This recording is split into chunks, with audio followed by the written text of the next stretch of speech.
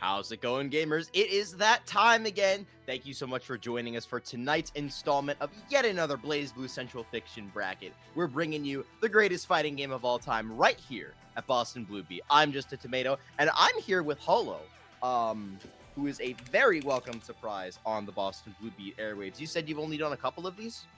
I think I've only done one, but I think this is the third or fourth time I've been asked.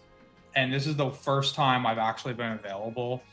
Shout out to the fact that I've had to, my work has called me in that many times, but finally I'm here. I'm ready to be able to get in there for, the biggest weekly for CF right now. Yeah, this is definitely the one-stop shop for the greatest fighting game of all time right now. If you want to hit that exclamation point and bracket, you can see who our entrants are tonight. In the 1 seed, we've got Fuzzama. In the 2 seed, we've got Soliloquy. Names like Zen, Soniti, Rychtor, Rychtor. In the running, Nomad and Delta Runner players I want to shout out who do not enter a lot of brackets and have been mostly missing from the net play tournament scene as of late. But I'm very, very excited to see them back on the sticks. Yeah, I think Delta Runner just started entering tournaments again, so it's always exciting to see them out from the TMN side of the online scene. But up first, we will be getting Hybrid Heart and Samael. I actually don't know. I don't know if I know who either of these players play. Yeah, I don't actually recognize either of these players. So I'm excited because sometimes you get that big surprise with some people.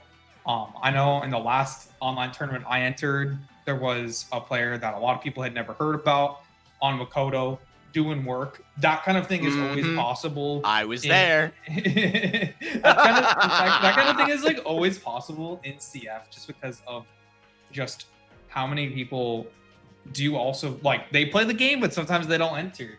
But they'll be like, all right, it's time. I got to practice for Evo and really lock in. So I'm excited to see it. Yeah, then you ask, who is this unknown OD insert character player? And like everyone like mobs you. Like, you don't know about what's his name or whatever. Like, you don't know about this player? They've been like, they've been killing people since CS2. And you're like, okay.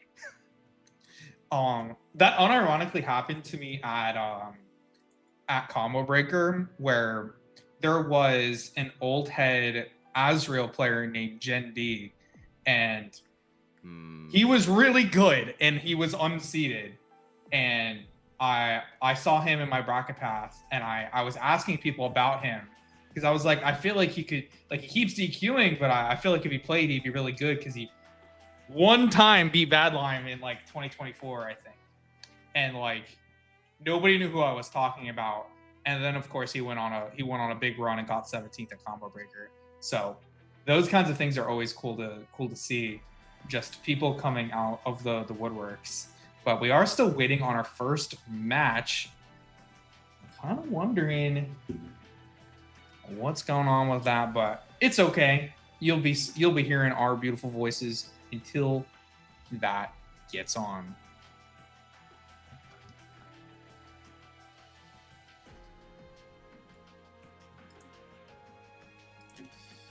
So how are you feeling today, Tomato? How do you feel about this bracket? I mean, like, it's another bracket. It's like I wake up in the morning and I'm like, oh boy, another Boston Blue Bee bracket tonight. There's nothing like jumping out at me that like oh, we're gonna have like so-and-so player coming out of the woodwork. There's no like super turbo fan favorites, no like Inksu or Shady Pun or such and such pulling up for the bracket, but like, oh no, my steak isn't as juicy as I'd like it to be. My lobster isn't quite as buttery as I'd like it to be. Like, it's still a BlazBlue Central Fiction bracket. No complaints here. But it looks like we are going to have that first match we were going to run. That's going to be taken off stream, and we're going to get straight into the action with Cenaly and Nomad. Yeah. Nomad on the Ragna. and Cenaly on that Lambda.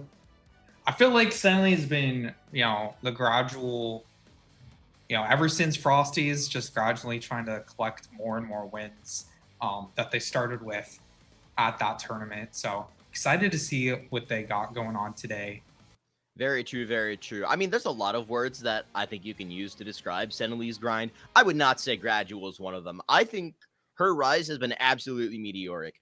Nomad, by the way, on the other side, also known as Sage Bullet, lest you be confused by the closest proxy we have in this bracket to our unknown OD Ragna.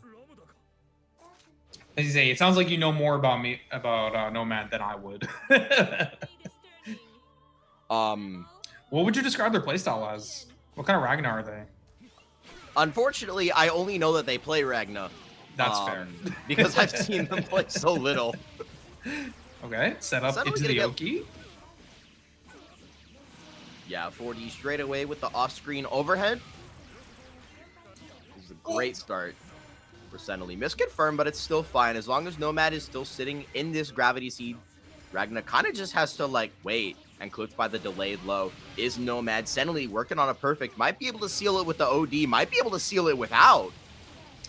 Yeah, I didn't really have 50 meter to make a guess there. Like you could try to DP in that situation, but if they just decided to do nothing off the Rekka, then you're just you just end up dying anyway. So Nomad getting killed on the corner. They're having a hard time approaching as well. These neutral situations already are just looking a little rough. Yeah, Cenaly, I feel like has earned a lot of her stripes for being the fast, aggressive, in-your-face type of Lambda who's not afraid to scramble with some surprisingly competent buttons that Lambda has. I mean, if you've ever looked at that 2B or that 6A, you might know what I'm talking about. Oh! But I love seeing this patient side coming out from Cenaly. Clicked by the 2B is Nomad. Finally able to draw blood with the JC, but no clean hit. There we go with the blood side. Hopping over the 6A, which is a little bit too early on Cenaly's part. And Nomad with their first attempt finally at some offense. House Fang 1, 5C RC. Ooh! Really wanted to reset the block string there. Was able to get the Gauntlet Hades off. Yeah. 50 meters and an overdrive available if they want to go for that reversal, but yeah. I thought they were going to block, Great going match. for that IB barrier. Trying to get the cross-up, but cross-up, I believe that was the cross-up OS catching them in the middle with a throw. So good stuff to Nomad, taking one back, even when the momentum wasn't really going their way at the beginning, just using that burst really well. Yeah, unfortunately, Cenaly played herself there at the end of the round. Like you said, Holo, that was indubitably a throw OS that got crossed up and turned into a raw tech. Source, I've done that before. It's not fun. Sometimes you get blown up for doing it too, but in those situations where the cross up is very vulnerable to throw, it just ends up working out. Okay, yeah. Getting the throw as well. No overdrive activation. Okay, there it is. Should be able to get the kill off of this. Yeah, you're dead. A little bit risky on the timing of that. It feels like Nomad definitely had the right amount of time to get the burst out, but just no reaction in that time. Yeah, I mean, I think that was a fine lockout from Cenaly. You have plenty of time to kill. It's not really even the end of the world if Nomad bursts there, because you still have 75 and OD. That's plenty to work with. And Ragna, we saw him get blown up in that first game for having the low amount of health that he does. But I think there's also an argument to be made that holding your burst there is not necessarily... I don't think necessarily it's a misplay. No, I just think the burst had to come out just specifically just because I think they were gonna you see the overdrive coming online, you're just that recognition can always be a little bit hard. I don't think holding the burst was bad because if you wake up overdrive, you can turn the entire round of that might be just the factor that you need, but not gonna happen. Gonna be Cenaly coming out on top. And we're going to be slowly going into this game, too. Yeah, Nomad with the age-old wisdom of going to character select after dropping the first game in a 1-2. It gives your brain time to just reset and sort of just work things over in the back, even if you're not really consciously thinking about everything. But no doubt, Nomad, the type of player who has seen this movie before, gonna take a stab at rewriting the ending, if you will. Oh, that is not gonna be the start you want. Yeah, big hit. Get this corner as well. I've already struggled to really get back in neutral, and now you're stuck in this corner. Oh, love the routing here. Set up. Good block in the overhead. Good dash. Ooh. Nice play by Nomad. Unfortunate drop. Okay, we're going to recover the situation. Okay, a little bit of a happy little accident. We can't worry about that so much. In the first of two, the run up 6A gets clipped by the 5B. Looking for the jump out. Maybe it was Nomad. Yeah. One more chance. Not going to be enough to kill, and Cenaly just out of there. I think this is the correct play, but you have to be careful. Carnage Scissors baited, but you're not in a position to punish. So Cenaly just backs off, resets the situation, just going to wear Nomad down, and once again, that 4D coming from off-screen. You got to look for the animation cue on Lambda if you want to be able to block that while you're in the corner, and that's set point for Cenaly just like that. Yeah, especially with Lambda, paying attention to the animations that they're doing during the zoning just tends to be a really good tip. Just like they do such distinctive like movements when they're doing overhead, especially. Okay. Oh, not able to confirm to the corner. Nomad. Still a lot of resources available, picking up on the blue beat as well. So you're going to the corner, and this could be pretty bad for Cenaly.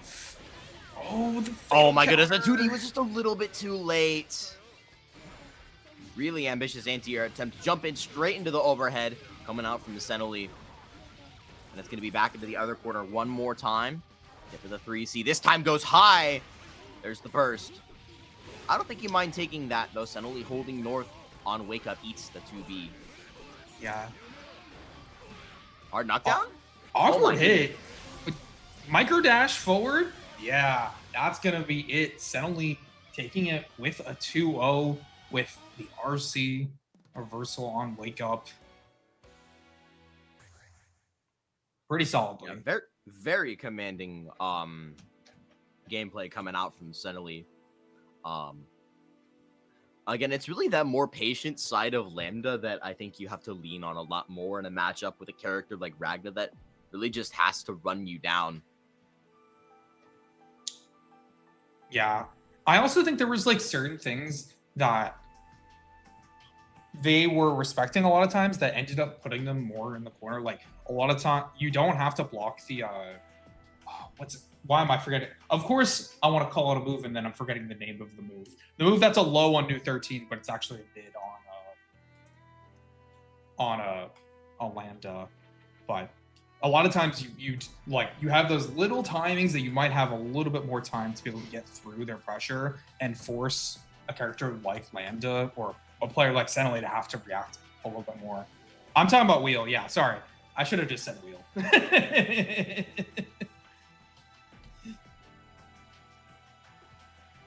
But up next, Soniti, we're going to get some Rachel gameplay up against Zen. This is going to be a violent one for sure. Yeah. I know that, Zen has that Rachel experience playing up against one of the best in with Milk Kite Show, but kind of curious how they're going to fight up against Soniti, who is one of those modern day really good Rachel players. Yeah, I think sort of like Cenaly, I think Soniti's defining feature as a player is their aggression on a character that generally is not super associated with aggressive play. Zen, on the other hand, you know exactly what his style is about if you've ever seen him play before. I wouldn't even say it's all about like full-on aggression. I would just say he's a very read-based player. He wants to force you to do things that put him in advantage. And you have to be really careful about playing into his game because he really likes going for some of these mind games. And Yeah. Although I would honestly say that more about Zen than Soniti. Far more. If you let Zen play his game, like, oh, we are off to the races. Wake up throw, and then immediately catching out. I played Zen first to 10 at Combo Breaker 2023. The first time I knocked him down, I tried to safe jump his DP. He did delay emergency tech and woke up and back threw me into the corner and won the whole round off of it. I did not win that set. Oh, like the IBs there, forcing Zen to get a little bit more aggressive, but they're still too close. Zen closing out that round 1. Zen is such a hard player to get off you. And his use of Ragna 5D, like, it's legendary, honestly, the way that Zen just uses Ragna 5D. Like, that's his, like, personal Ragna power-up. How Beta Dude's 2A is +1. Play Guy's 5B, like, comes out a frame faster and has a frame less recovery. Zen's 5D is just bigger. And he's been using a lot of that Scythe, and we're going for overhead. Low into Gauntlet Hades. Real said, fuck it, confirming. Taking a page out of Chickzama's handbook, I suppose. If you know, you know. I like that 5D. Burst into the corner? Why not? Baiting. Burst bait. Come down with Nightmare. Edge. No opportunity to anti-air. And you might be dead. Dang. No, Rachel has 11k. You're alive. 5D1 dead spike. Blitz. This is like Kasoru levels of gameplay coming out from Zen.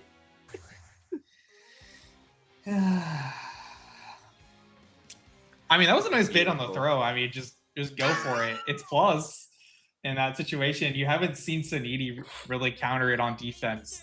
Just getting called out a lot for some of those mashes. Immediate DP after. Yep. Don't punish. Didn't punish me. That's the Guilty Gear Strive classic. Of course, we didn't invent it in Guilty Gear Strive, but there's the overhead coming out from Soniti. You get a chance to fight back. Oh, love the light tech there. Just making sure that Soniti has to really enforce this pressure right now. And it's just not really working out for them. Cross up blocked. Soniti back on the offense, trying to get aggressive against Zen. Finally finds the 2A and is going to optimize this combo in the corner. Yeah, Crush Trigger for a little bit of an extra extension there. Going to give Soniti a little more time to extend win, but Zen just blood scythes over the top. Soniti maybe looking a little bit too hard for the DP, but you got to be careful doing that when Ragna has meter on the table as well. Now with your back to the corner, Zen, he's shown that he's going to burst to keep it. Resetting into the instant overhead is Soniti. Able to seal out the round, hopefully on his own turn. No! Oh, it's not going to be enough with the drop on the 4B. Oh, he tried on the air throw. Knows to block in that situation, though. Oh, there's the DP, and now it's a really careful situation in the corner. Good JC hit. Still needs at least one more. A big hit here could take the round, but Soniti's still alive. Oh, 6v2 Gauntlet Hades. That's reactable, Zen says, but can you react to it? RC into the DVD. Set point for Zen. Yeah. I gotta say, like, I really respect the confidence there, knowing that, like, getting Soniti in the corner, that is your win condition already. You don't want to let that go when you know the round is super winnable. Oh, good jump. Yeah, just barely able to get the punish on the dead spike there is Soniti. Zen, lucky he didn't just dash into it, because that puts Ragna in counter hit state, and this time, finally, Soniti baits the DP. Zen choosing to burst to negate the damage. No surprise there. Great overdrive, but you have to punish that. I was gonna say, you see the 4D there, you don't hold EA, because you can get a full combo punish into death. As a man once said, if you overdrive through Ragna 6D, you press whatever you want. But unfortunately, same situation in the corner. Zen actually messing up, my goodness. Not able to get it. Good defense from Soniti, just immediately jumping out of there and able to even us up. Zen reaching a little bit too deep into the cookie jar, I think, with that Hell's Fang into the corner, looking for the air throw. Soniti having the air dash after the tech, trying to win out the scramble, but Ragna 5B, as soon as he lands, too much in the ground game, even for a character with Rachel 6B. No block on the instant overhead, though. Soniti finally looking to get some licks in. Yeah, lots of resources, too. About to get 50, has enough wind to be able to keep going on this offense. So very, very threatening. And now it's looping in the corner. Yeah, Soniti being a lot more careful now as well, checking those delay techs on George that you were talking about, Holo. He's ready for those now. Counter assault. This is tough for Ragna. That 50 meter is your ace in the hole, but it can be so hard to get in on Rachel, even with Carnage Scissors. Clipped by the Sword Iris. What can you do? You have so little health. Running in for the throw.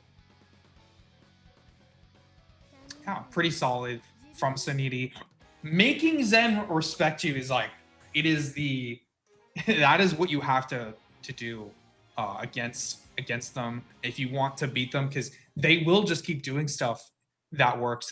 They are not going to just be conditioned just because it works one time. You have to be really careful against these types of players because they will just keep coming at you. Oh, DP? No. Very true. Oh, no. No punish. And then the second DP is successful. He doesn't care. He doesn't care. I wouldn't even think about it as Zen, like, respecting you. I would think about it like, stop disrespecting. Yeah. Because there's a point where if you have to, like, get him to choose not to take a risk. Like here, he's just going to wake up and block after the EA because Rachel gets Oki there. Oh. Top tier privilege. Very, very close to getting a huge hit off that blood side, but able to correct the situation nonetheless. Wall splat? Yeah, you get the safe jump. Nice tech on the throw in the corner. You jump again. Fuzzy jump just working out so well versus the plus frames. Yeah. Oh, this combo?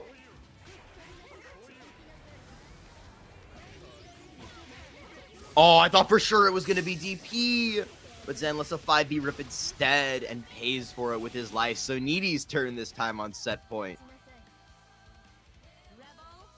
Yeah, this is true. This is truly one of those matchups where like it can be super hard for you to get back in. If you lose this one interaction, like Rachel can just loop you in a nice extension into the corner. Ooh. Low on window, and that's plus. House Fang out of the corner, no good though. Sword Iris very good at post burst coverage. You can't really force opportunities out. That was TK DP from Zen, and that blood side hit cross. Like, he just does shit. He does. Nice air throw. That was such a good catch. I was actually going up there to get them, and now you get this health lead. Still, yeah. Soniti has... Soniti with no win! The Gauntlet Hades. And I love straight overhead there, because you know Soniti with that meter is looking for an opportunity to either counter assault or fuzzy jump out into Tempest Dahlia to regain the win. But Zen able to take this to a final round. Just confirm on the 2B. Block on the overhead. Oh, the blocks! Yeah, no, she's safe DP there. Gonna miss. Only a small punish. Still alive. DP again. Oh my goodness! What a confirm. Great catch with the 5B5C jump out denied.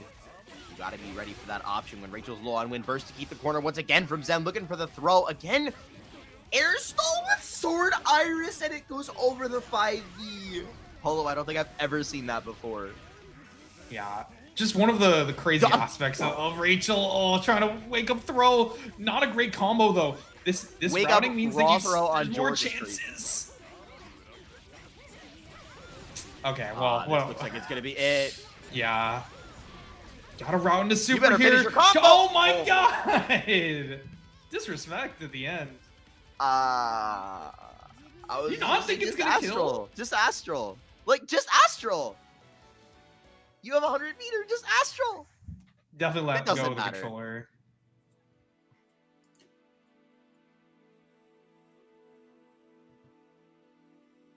Zen gonna have to revise his relationship with the floor after that one. If you know, you know. But I was thinking, Holo, actually, I want to say it was like that second round of game 2 when he brought it back with the looking for the I-80 fake JC into land throw. Like, that is straight out of Kasaru's playbook. It's just so crazy to see. Like, he really might just be that Ragna player. Nonetheless, unable to fell Soniti in the matchup. Yo, Fuzzama in losers. Zen in losers. Wait, can you hear that again? Fuzzama is in losers to Kamui Thanatos. I can't remember who Kamui Thanatos is. That's a bullet player, I believe. Oh my god, yes! I was like, I've played them in ranked many a times. They're another player like Mike 3010 who plays a crazy amount of ranked.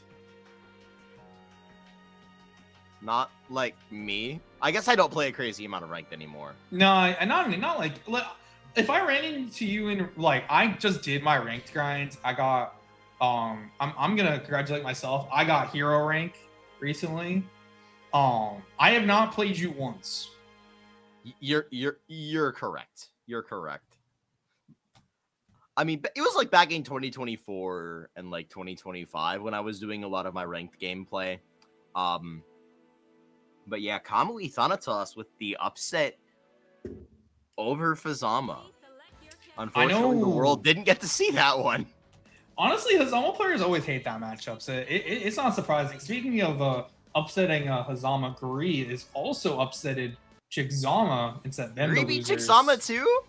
Yeah, so all the Hazamas are in losers now. You know, I saw Gri and Chickzama start off stream, and I was like, oh, I bet that's going to be a banger. But unfortunately, if Gri is on a heater tonight, he's going to have to prove it against a completely different character. We've got Heartwad on the other side with the Bang Shishigami. And I don't think this is a fun matchup for Naoto. I think it's, like, fine, but I think it's genuinely pretty hard for him. Why? Is it just, like, the annoying neutral?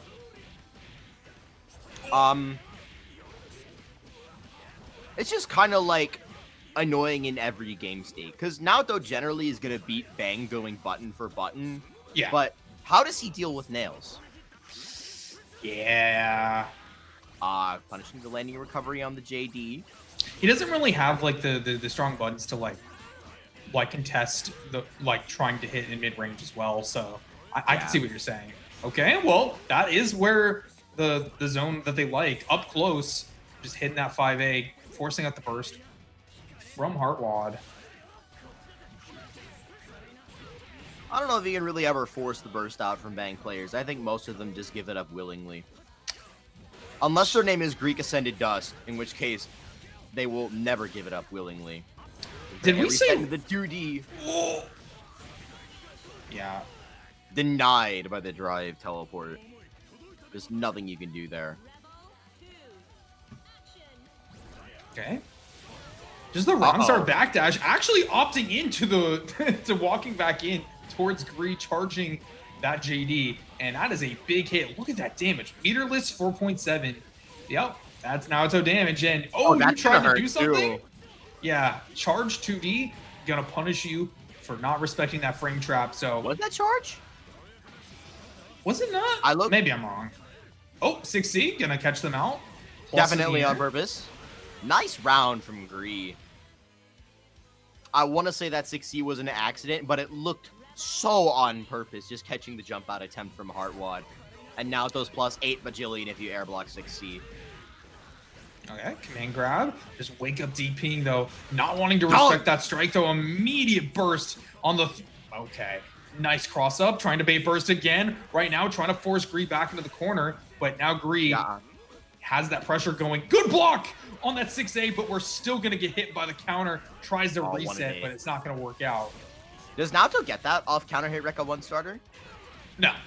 No, that was a reset. I was going to say, yeah, he only gets that off Fatal, I thought. I think they might have thought it was Fatal, but like I believe it was a reset. Oh. Yeah. Oh. This is, you have to burst that. 3 on the ropes. DP, no doubt. Oh. That 3C Fatal. I'm really sure that was a DP. But alas. Sometimes sometimes you just don't get your input and there's nothing you can do about it. These things happen. but it's going to be Heartwad up a game. Gree down, but not out. Ooh, instant overhead, baiting burst again. Wow. Oh my goodness. Just delay 2D on that ground. Able to force out the burst immediately. Gree. Bad situation yet again. Gonna have to fight that was this Drive Yoki in the Explosion corner. Fatal, right? Believe. Yeah, Drive Explosion Fatal is like an insanely damaging starter. Very understandable to burst there. Do you think they just tried to reset again there? I don't know. Trying to catch out with the unblockable. Like I see Naoto players. Oh wow, nice down tech. Nice. Stuffed again by the 6A.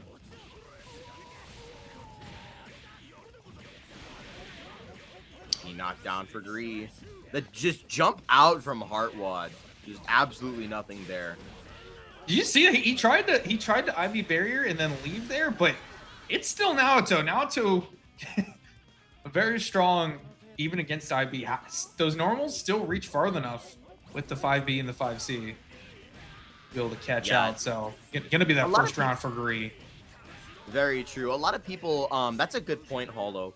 Because you see people look at Naoto and you think, oh, he's got stubby normals, he's got stubby normals. The trouble is once he actually like tags you with anything, it's so hard to get him off you because of like the advancing normals that he has, because his frame data is so good.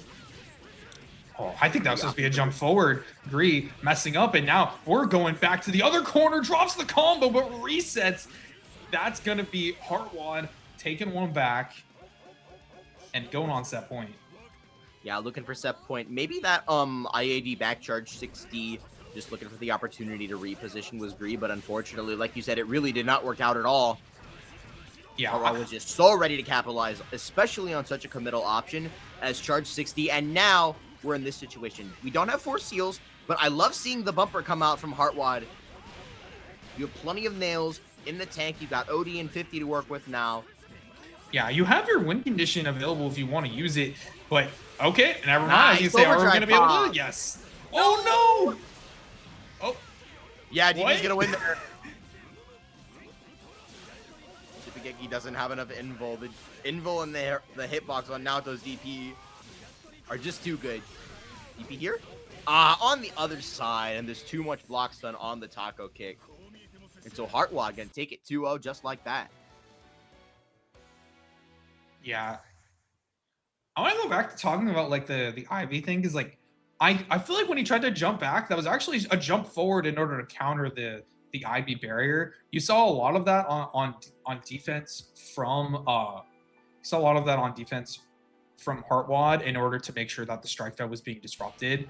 And you know, that is a good way to mix it up, but it is not going to work out for Gree on offense and end up going down. But got Ryukasim in here really quickly. Ryukasim and Rychtor up next.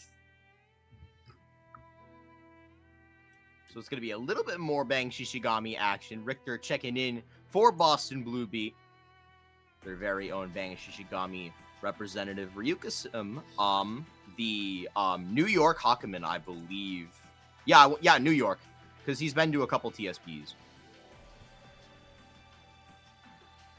If you're in New York, by the way, and you play BlazBlue Central Fiction, you should go to TSB. Like, we can't have Sodelic being the only person shilling for TSB. We really can't. Actual, just like most broken local, like has it has Soniti, it has Vexia, it has Wario. Like, I'm forgetting. Oh, it has Ryukasim if when he makes it out, and I'm forgetting more New York players. I believe Cam, and there's one person off the top of my head that I can't remember. XCal if he went to locals. I don't know if is XCal New York? XCal is New York. New York is low-key a big state. I don't know. I was gonna say. Yeah. Because like that's New York City I was talking about very specifically. I don't know if XCal is New York City. Yeah, that is lore I do not have. Last I heard of XCal, he was just playing some. He just likes playing MMOs. That's what we've been doing all the time. I mean, he literally DQ'd from Combo Breaker. What was it? And yeah, to raid in DFO. All right. like, Isn't there a Carl player in New York that's not XCal? That's correct. It's okay. We took Grover, I believe. No XCal. No, we still took Sodelic, care of fun. We still took care of Fenrich. Okay. That's true. Boston Blue did clean house.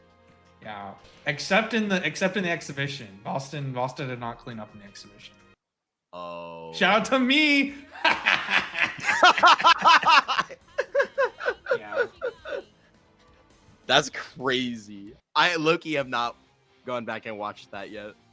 It was really fun. I'm glad we had enough time to do it, but we're gonna get back into our match. Enough talking about Combo Breaker.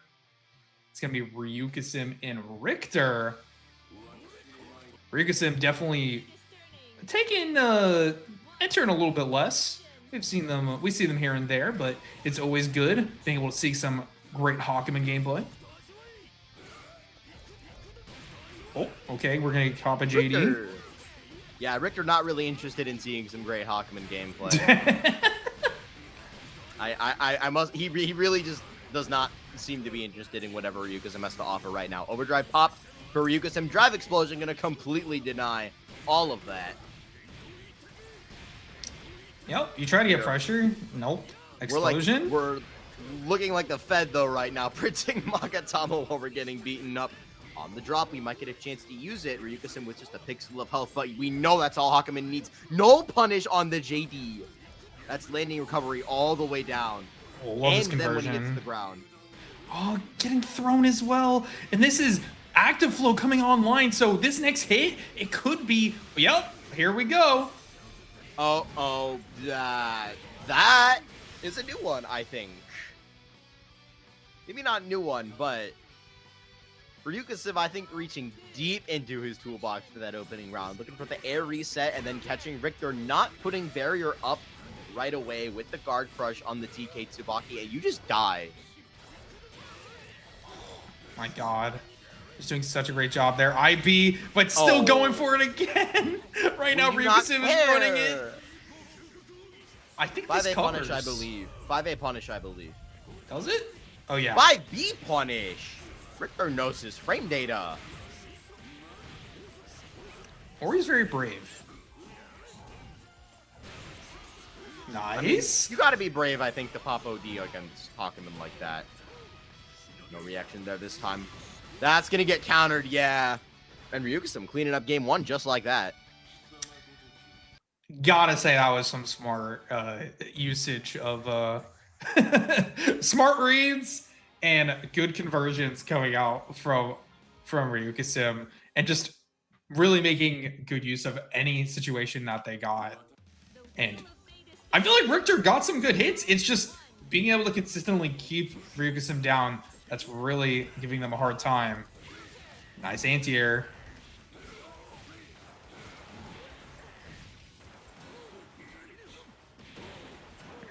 Yeah, and again, these 6Vs is working out so well for Ryukasim. Oh my goodness, we are scrambling.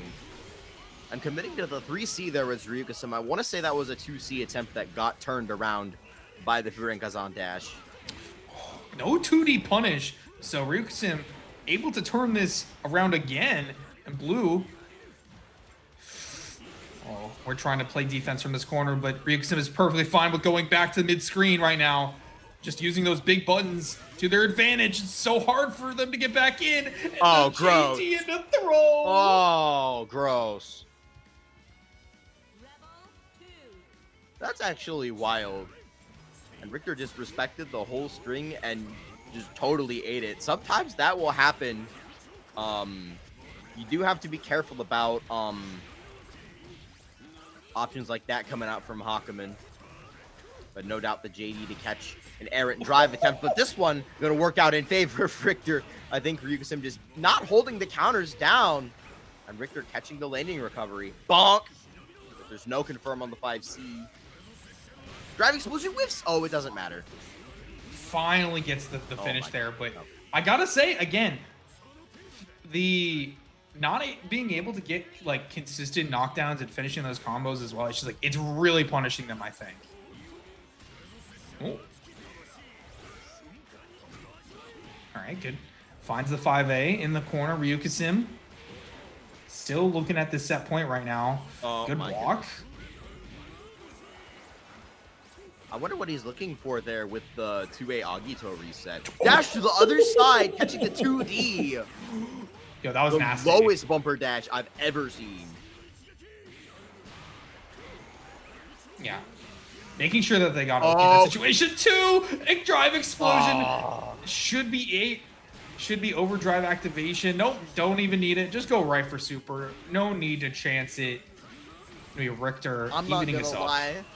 I'm not gonna lie. Ryukasim got hoed there. What I think happened was Ryukasim popped the counter, and then Rychtor special canceled into a drive and was able to drive explosion off the counter follow-up when he guard pointed that. Huh. I want to say that's what happened. What a weird matchup. Literally just be wrong. This is a very weird matchup. Oh, that was a good idea. Uh-oh. Yeah, side switch. Unable to get the full conversion. What a big find, though. Still, Rychtor finding a good wake-up option and able to mash out. Oh, all right. Able to catch. Corner carry. That's a big spend, though, from Ryukasim. Spending the burst to try to get back to the round. Okay, never mind. It almost worked out, and it might still. Rychtor parting with his burst off of the Zantetsu. That is not a low damage starter. There's a punish on the 2D. This might be enough. No, again, the drops. The drops. Okay. The Never drops punish. Players. Never punish. Ryukasim going to be the first to reach set point. Run up 5D is the option from Rychtor at round start. Yeah. He's putting this knockdown to great use. Finding the 4th steal? No, not quite. 6B bumper dash, though. I like that they're focusing on consistent knockdowns, though. Right now, they're able to really play their game, able to catch the roll right into super. Is this going to be enough? This is not enough. Yeah, Hakumen, beefy boy with 12K. And you gotta be careful. Full Magatama, overdrive online. Yeah, you could just explode. That could have been it. Ryukasim betting the farm with just a pixel. Eventually, Hakumen's gonna make a risky play like that. And sometimes you just look like an idiot when you're wrong. Rychtor able to bring this to a final round. Nice check on the drive teleport coming out from Ryukasim, and doing that with just the raw 2v2 A-Link too. A lot of characters will do that with a delay Gatling to check the A teleport. That might be overdrive through throw holo. Yeah, it is. It sure is. Oh, he carried it. He carried it. Oh, we're doing push-ups. We're doing push-ups. Oh, he's dead. He's right back at you. Yeah, you died. Don't drop it. 5 CEA. Surely this is enough.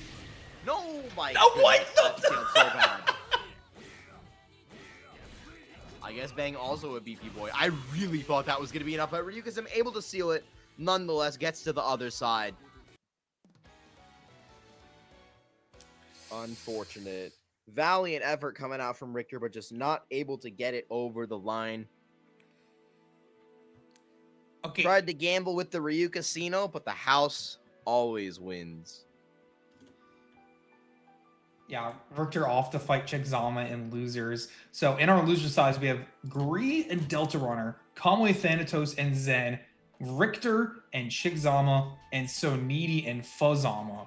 So we might have a mirror in that loser side if both of those win, but I think that's going to be two crazy matches regardless, so it might not happen. Wait, this winner's side of top 8 is awesome. Yeah. I feel a little bad for Cenaly. Heartwad is a tough draw. into the Lambda Bang matchup. That's gonna be rough. We'll have to see how she stands tall. To the task of that matchup in just a little bit. We're gonna get some shills on our screen, and we're gonna start with the Matcherino. And as I always ask, do you like money? Paula, you can play the role of the chat. Okay. Chat, do you I like money? love money. Especially who if I'm else- like, You know who else loves money? Broke anime fighting game players. You know how you can fix that? By opening up that Matcherino code and clicking that claim code button for absolutely free. You put 25 cents right into that pot. yeah, This make is sure the you part do where you that. say, but how do you do that? Well, you just hit that claim code button, sign into an account. There's still, it's completely free. Just make sure that you do it. Please, please, please. It's free. And then also, if you're feeling so generous, please contribute to the Matcherino with, you know, a little on the top if you have that ability. It's always appreciated. If you like what you're watching right now, it will be very appreciated. Absolutely. And don't forget, Boston Blue Beat is your home for all kinds of anime action right here on this Twitch channel, holding it down with the Netplay weeklies for BlazBlue Central Fiction on Mondays, Guilty Gear Accent Core Plus R on Tuesdays, and Under Night in Birth 2 on Wednesdays. I think, is that right? Uni Wednesday Plus R Tuesday? I want to say that's right. It sounds right. I believe you're. Wonderful. Confirmation from production that Plus R is Tuesday and Uni is Wednesday. I've mixed these up before, so I can get insecure about that for sure. But if you play any of those games, you can be right here at this Twitch channel, twitch.tv/BostonBlueBeat. 8 p.m. Eastern time is when all of those start. Yeah, but there won't be a tournament on July 13th, and that's because there will be beach episode the weekend after 2-day tournament at the Westin Waltham in Massachusetts, outside of Boston. On the venue is open on July 17th for casuals with extracurriculars. Free Uma Musume side bracket on Friday. Yo, shout out to that. 12 main games, all 3 mainline Guilty Gears, CF, Uni 2, Street Fighter, Tekken, and Mystery. Shout out to Mystery. And there are also some side games coming. Final side games will be announced soon. I believe commentary applications are closed. I might be wrong. Production can correct me. But volunteer applications should still be open. So yeah, make sure to go down. Premier BlazBlue tournament. If you like what you're seeing right now, make sure to check it out. If you're interested in the tours as well, it will also be on the Arc World Tour, the Grand Blue World Tour, and I think there's one I'm forgetting. But it will be a premier tournament on the East Coast. Is it also a Tekken World Tour event? Yes, it should be a dojo. Yes, yeah, dude, that's crazy. It's the greatest event on the East Coast. Is Boston Blue Beat Beach episode. You're not gonna want to miss it. But if you're looking for something a little bit later in the calendar year, don't forget also to turn your eyes to SQXL, the Promised Day, running it back for year 2 at the Durham Convention Center in North Carolina. They run all 3 mainline Guilty Gears. They're a 4-star event on the Grand Blue World Tour. Vampire Savior Makai World Cup will be taking place there this year. This might be a crazy event. If you're on the East Coast, especially in the Southeast, the absence of CE Otaku is sorely felt in this calendar, but this event might just fill it for you. And of course, you see BlazBlue Central Fiction in their game lineup right there. Hit that registration link right now with the start.gg link or the QR code, whatever you prefer. You're going to want to save the date for this one. Yeah, this is DGF's home tournament, so it's DGF certified. If that makes you want to go more, like I feel like it makes me want to go. Oh, Zen taking it 2-0 over Conway Thanatos on the loser's side. Looks like that's the first reported loser side top 8 score. So Zen in Very top good. 8. We will be getting more of Texas Kisaru. I don't know. That's not a catchy enough moniker, I don't think, to stick. Texas Kisaru. It really is how I feel. Yeah, I just want to give like additional like. It's really cool having more anime events on the East Coast because they've been investing in them on that West Coast with Slashback, with Chain Shift. So we're getting our match. I'll save that talk for later. Cenaly and Heartwad, a TMN graduate classic. To my best knowledge, Heartwad's not a TMN graduate. What? Did I thought he played in TMN? Am I crazy?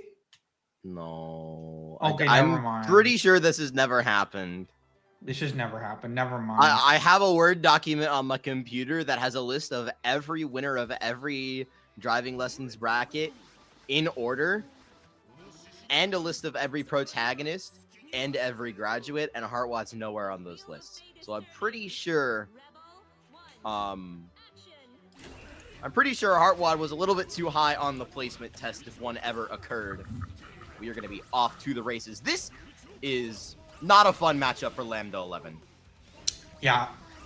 Teleports in off of the guard. Really strong pressure can be really hard to deal with. And this character kills you. Don't forget about that. Yeah, damage is a problem. Oh, and those nice cross up. Nails are really good at zoning too. Like they're limited, but like having to deal with they're those, an insanely good projectile. Yeah, like it is not fun for some of the zoners in the game, and Lambda is one of them. Where you see it, yep, has to respect free way in. Gonna get that overhead into RC to be able to get the combo going. Heartwad setting up for the corner, going for the overhead. Good blocks with the overhead. It comes again. A guard cancel, trying to rescue this round. Backdash caught by the Bang 2B. There's nowhere to run. And Heartwad drawing first blood. Nice catch with the 2D. Cenaly with a much stronger opening to this round. The Spike Chaser. Now you have to be careful with Spike Chaser in this matchup. To my best recollection, Bang has options there. All right, big my counter goodness. it. Yeah, there was that throw as you were talking about Hollow. It got crossed up again, but this time Heartwad was just a little bit too early. They found themselves eating that fat counter hit recovery punish. Yeah, cross up OS giveth and cross up OS taketh away. Oh, overhead and again, no meter to be able to convert in that situation, and Cenaly evening us up with a dominant round. Yeah, ooh, scary 5D. Lucky to have not taken damage yet is Cenaly. Looking for the throw. There's the overdrive coming out from Heartwad, who dodges the 2-2D with the up forward Furin Kazan dash. I want to say Cenaly was looking for that, but it just didn't work out. Flipped by the float JB. This time though, 6B connects. Yeah, unblockable overhead. Can you block it? Personally, I feel like I react sometimes. Okay, good conversion. I'm not gonna lie to you. Oh! Fuzzy jump a little bit too good for Heartwad's zone good. Did you see that it just whipped completely too? Yeah, and you don't get the opportunity to punish. Oh, that... Okay, no counter hit recovery. But that is going to be it, unfortunately. Heartwad with the wake up overdrive. Cenaly going to be an untimely end. Looking for the 6B, but will look no further.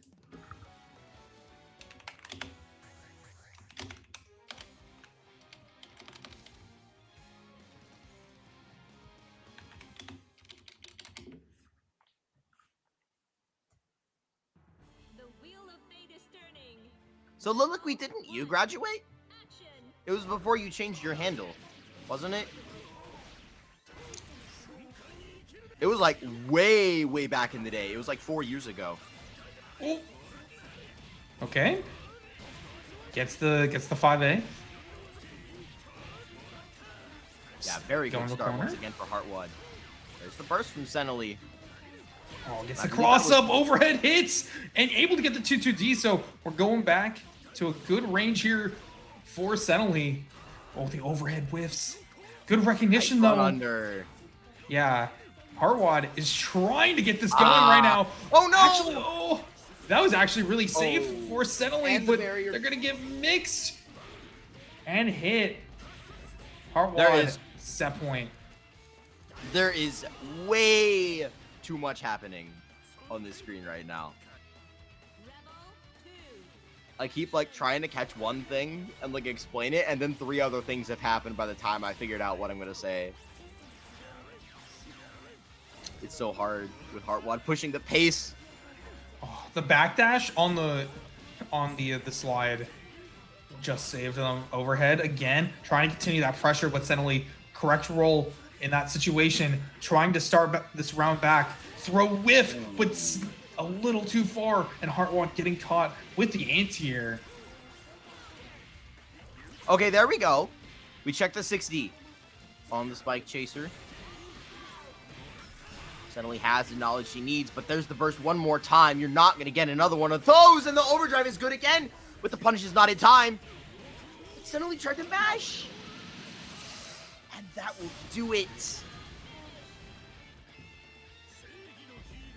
Yeah, it's going to be Heartwad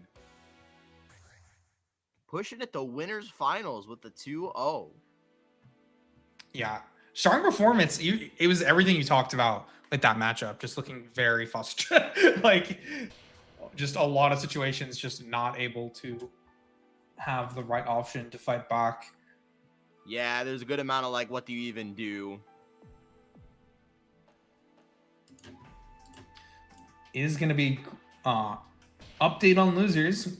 Gree taking it over 2-1 over Delta Runner to face off against Zen. Then Rychtor and Rychtor and Fuzzama taking it over their respective opponents to be able to face off in the other loser side position. So the loser of this will face off against Rychtor and the winner of Rychtor and Fuzzama. Yeah, it's a shark pit down there. Yeah. I do not want to be the loser of this match. That is for sure. Okay, I was completely wrong. It's the other one. It's Green Zen. It plays the loser of this. Reading tournaments, reading's hard. Yeah. It shouldn't be. Anyway, Reading is so difficult. it's gonna be the other Lambda unit, new 13, in this winner side match. Okay, good RPS, but like the patience, waiting for this right opportunity. EA. Oh my goodness. Yeah. Yeah.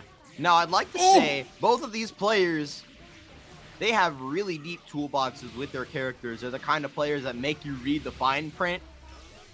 But watching both of them play Hollow reminds us, I think, that the R in RPS does not stand for reading. Nope. I don't think these characters can read. Oh, we're just out of there. Oh, good block in the overhead. Oh, good. And the reaction to the rushdown as well. And we're gonna activate super. Oh my goodness. But why? You could just jump over. And now you're dead. Yeah, that wasn't a. The thing is like Soliloquy knew the answer to the answer there. This is true. This is true. Like, they're answering the right answers on the quiz right now. We're not getting fooled by the SAT. Oh my goodness. That clashed? Like, what are we even doing, man? Okay. Ooh, No Aaron barrier block? block. Yeah. Full corner carry. Gonna be in that perfect range, but immediately. And The cosmetic rapid. oh no. Yeah, this is a really rough situation for Soliloquy. Empty throw to seal it for Ryukasim. With one emphatic round right back. Yeah, dropped it, but then picked it right back up, still keeping up that pressure. So you don't have that resource anymore. No overdrive to be able to maybe rob that round away. The cross up, that was so nasty. But Ryukasim gonna catch them on this next situation, trying to wait for Soliloquy to hit another defensive option, but we're back to full screen. Yeah, and there's a large extent really that Hakumen doesn't really mind being at full screen. Like, you gain so much Magatama, and it's so hard for Niu to get substantial hits. That's gonna be a huge punish, though. Yeah, catches the roll as well. Look at this! Look at this damage! Yeah, now the damage is adding up. Thankfully, Niu can at least kill you when she has OD and 50 on the table. Oh, dude, if we built 50 there, I would have screamed. That's a punish, though. What? What? Hello? What? No! And we dropped it! There's too much happening. The counter assault bait with the special cancel into Tsubaki, which has invul there, apparently? I think. Yeah, I don't know what was going on with that. And then it was the scramble after with Ryukasim finding the air throw. Like, that was definitely a Ryukasim round, though. You can't. Yes. You can't deny. Yes. There are just some players that they just cause chaos by existing. This is true.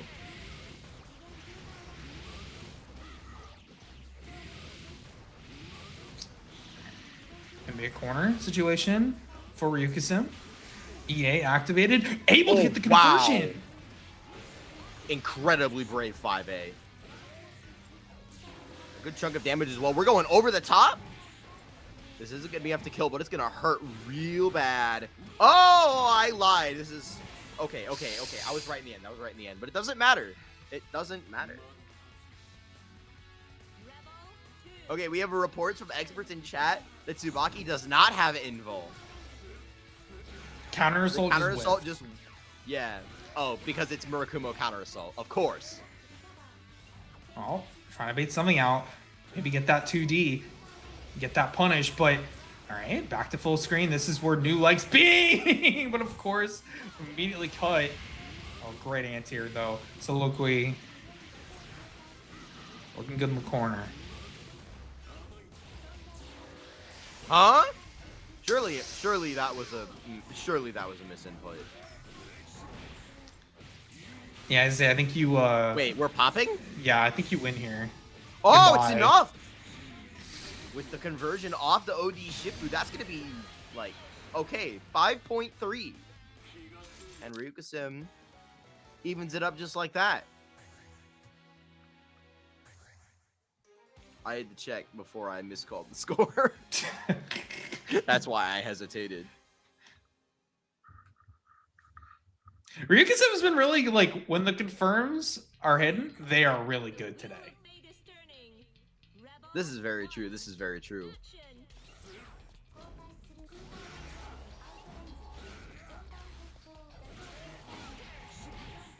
All right. Able to find it. Just, it's so hard to zone with whenever they're cutting those, and it's just such a big thing on the screen. Okay, 4C. Trying to call it the roll. Goodness.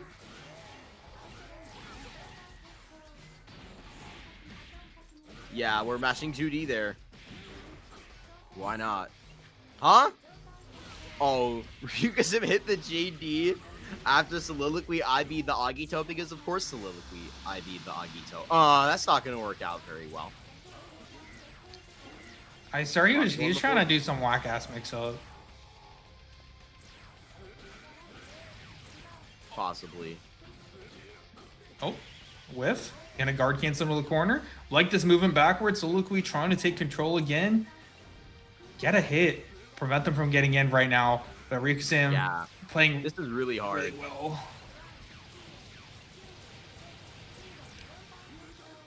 Doesn't take the health lead back though. It's like you get the hit, does 5 damage. Nice anti-air. That's what you need. And this is a burst safe kill for Soliloquy, just like that. He's I was alive? going to say the big thing about how that round went is Ryukasim had such a substantial life lead and still chose to go in. And there's an extent where you want to be walking down New 13 to that extent, but it's like the burning building. You don't want to run down New 13 as a character without a traditional dash. You don't really have the ability to dash block. And going into the air in this matchup is a serious commitment, no matter how good your J2A is at cutting all of these projectiles.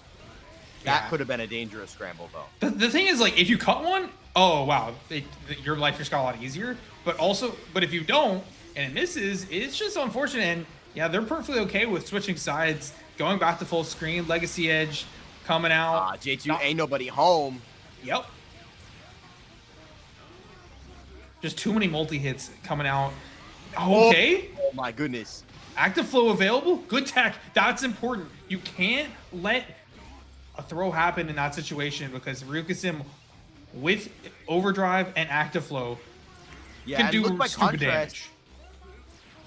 Look, by contrast, now how Ryukasim is just so much more reserved, but this time he finds a 5C in the scramble. As soon as Ryukasim closes the distance, he's just always able to find that hit. Yep, super coming out. Good block. Soliloquy to save themselves from the OD Shifu and the anti-air 2D to seal it. Soliloquy's life flashing before their eyes, but they're able to get it over the line nonetheless.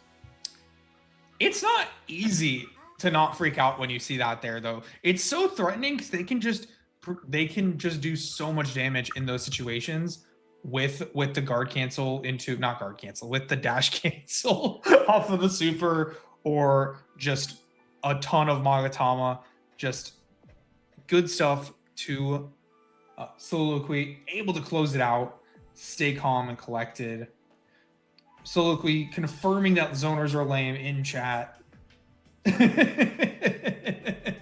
Very. I think if that Shifu hits, I think Soliloquy just dies, actually.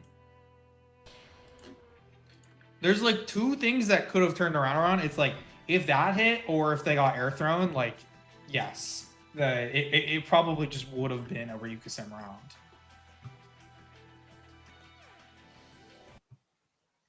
In the end, though, the Ryu Casino proving to be no match for the Chief Chili Challenge. I'm sorry, what? You didn't see Soliloquy's decode? It says Chief Chili Challenge. Okay.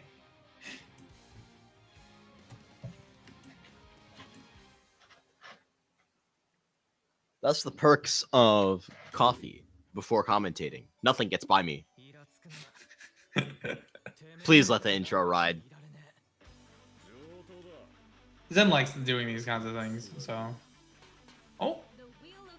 On the base skin as well. I agree. I agree. Okay. Get started. Sparks are gonna be flying in this one for sure. Gree, though, a lot more reserved in these opening exchanges. Huge counter hit 2C, but just not ready for the hit. And the quick ride just gets duffed. What? Hello? Counter hit 2D is a weird hit that Ragna does not get often, and Zen just not ready for it. Okay. Oh, it's gonna be like this. Or force pulse frames with insta DP. Yeah. Looking for Phantom Pain and Zen mashes it? Of course. Whiffs? Oh, movement? Huh? Hello? What's going on there? I don't know how that Gauntlet Hades got turned around. I just don't. I can't What are we even doing, man? I mean, we're just Hellsfanging. Abare We're forcing the Hellsfang? block. We're not gonna be able to kill. Abare? Just too far. My head is in my hands right now. My head is in my hands. These two, they're pressing buttons. I'm peeking through my fingers right now. I don't want to watch, but I have to. It's my job. I mean, that's a good info round though for Zen. Able to take us to the corner and force Green into this defensive situation. That's a really rough round one to lose because you really need to come back, be able to present something new in round two. You can see Zen. Great punch Ender mid-screen? Yep. Of course. He just doesn't care. That's a perfect for Zen. Was that a Ragna perfect? You know what? I don't care if that was a Ragna perfect. It was. I don't think Zen got hit, and I don't think they DP'd, so. I think Ragna DP should be like Hager Lariat, where it costs him a little bit of health to do. Wait, it costs Hager health to do Lariat? Yes. You've never heard of a Lariat perfect? 2D? Nice DP. Yeah.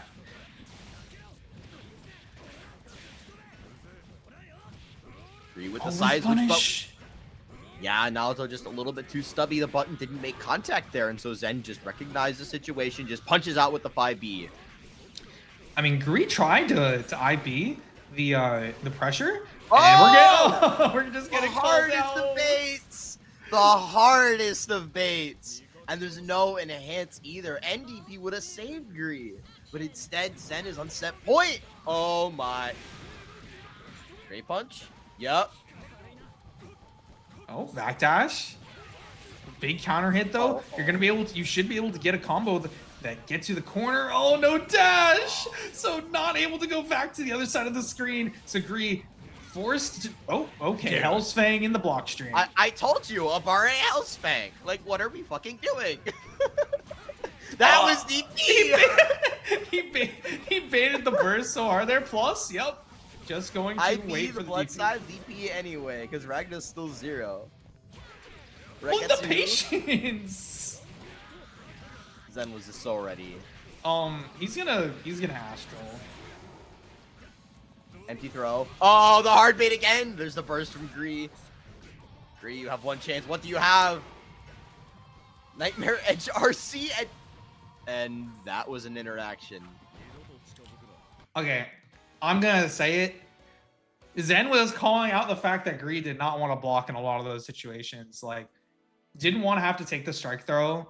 And when Zen sees that, he's gonna be going for a lot of these call out options that are going to be a little tilting too.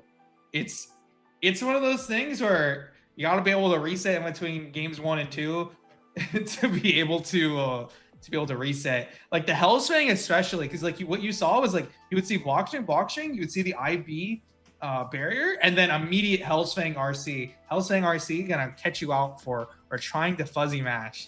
Like Zen is really good at those kinds of things and recognizing when opponents really want to like disrespect on defense.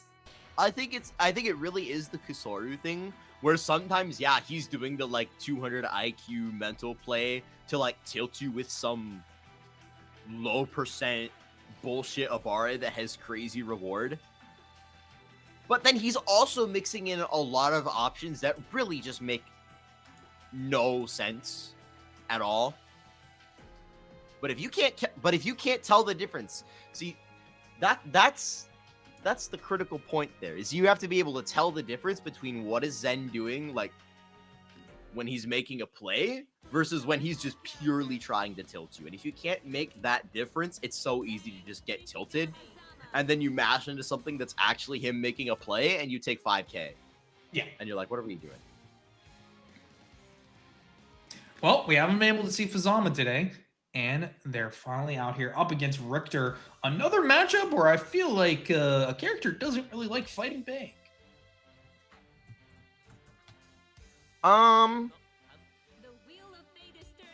To my best recollection, I think this one's okay for Hazama. I think Hazama's just good enough at running away where he's all right. Oh, you know what? I remember who I heard that from. I heard that from Chickzama. Oh, Chickzama will never run away. Wait, Chickzama will always run away. What? We live in the same world? We do live in the same world, I fear. Oh, it's just me, I guess. Oh my goodness. Oh my god. Yeah, conversion. Fuzzama, best known for these combos. Yeah, you know, he doesn't drop those ever. I'm gonna say that, and then he's gonna drop that. I was gonna say, why'd you say that? Look, over the past 4 years, has it really been 4 years? I've commentated a lot of BlazBlue.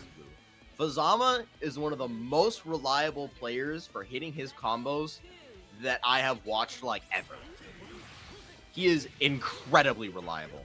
Fuck!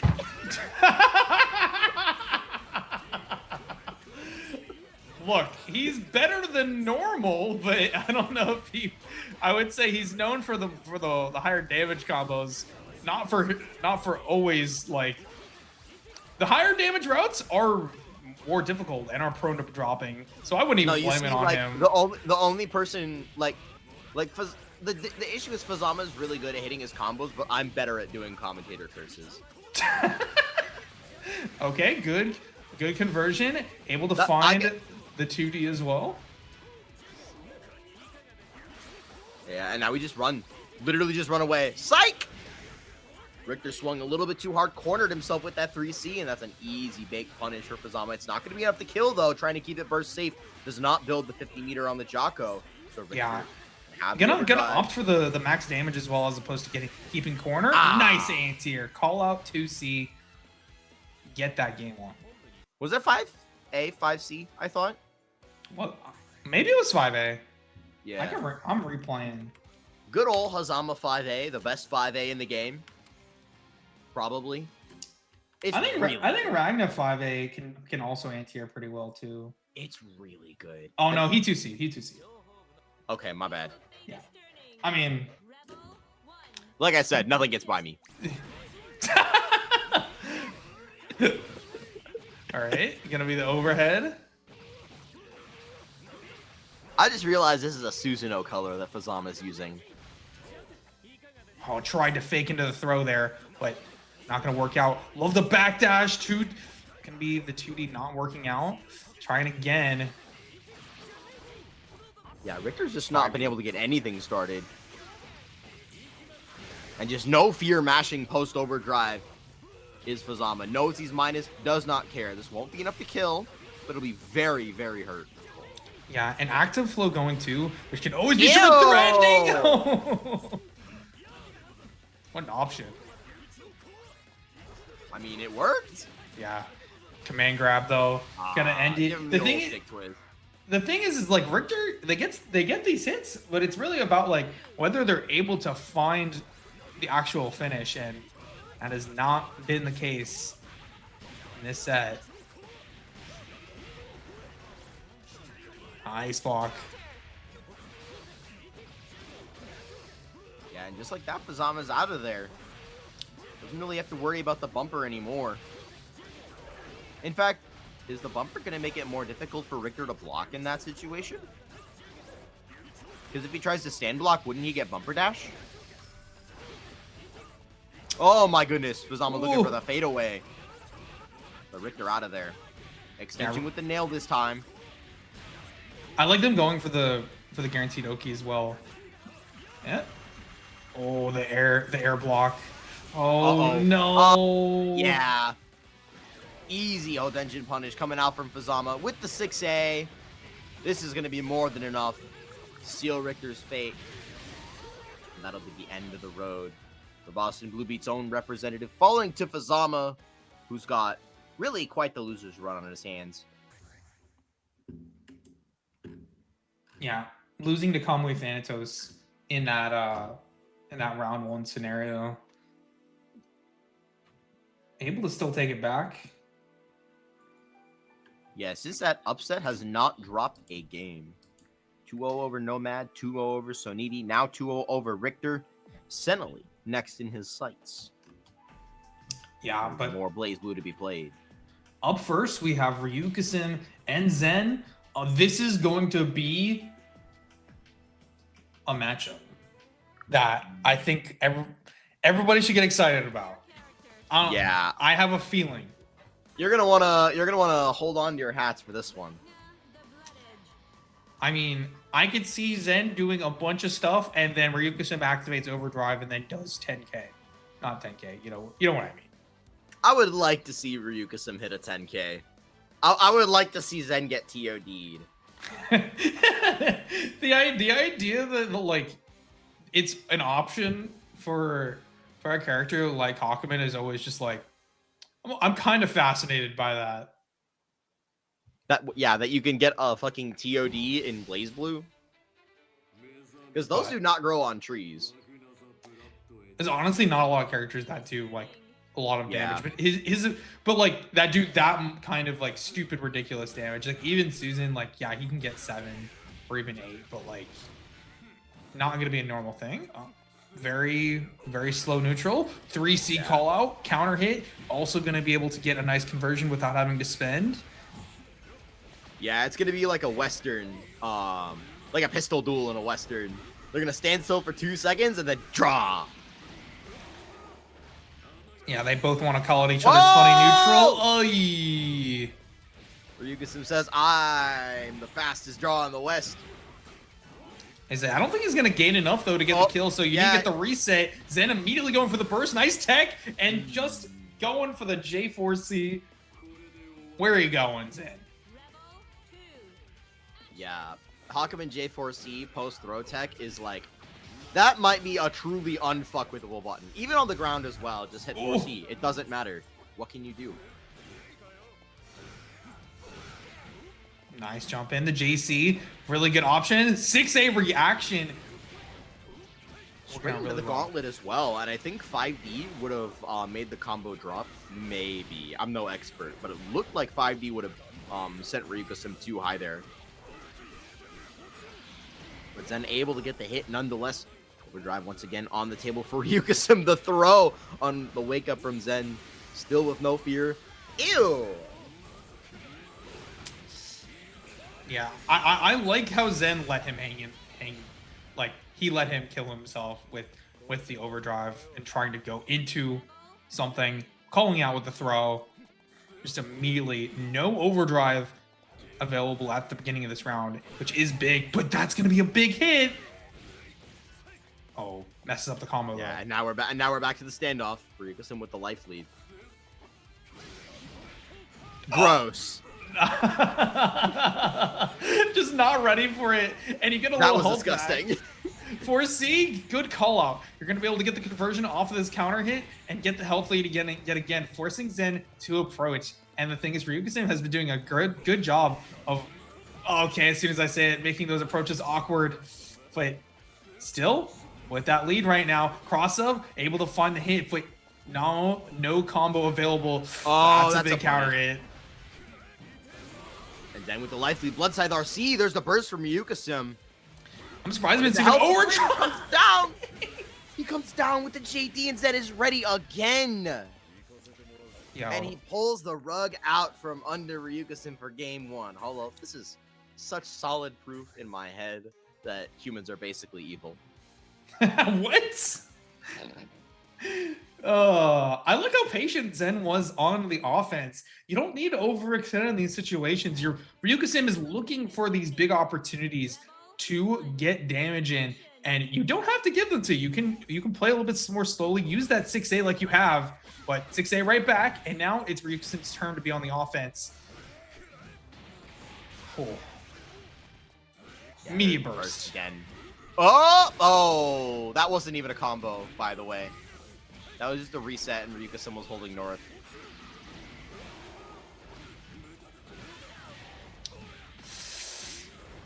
Hands in the air, absolute cinema. He just presses 5D, and it works every time. Like you can't even say anything, Holo. It just works for him. Nice. That's exactly what you need. Overdrive available. Oh, we're messing up the combo. He wanted cross up for the wall splat. Now the chase down begins. But the outlaw cannot run from the sheriff forever, Holo. Ryugusim back in it just like that.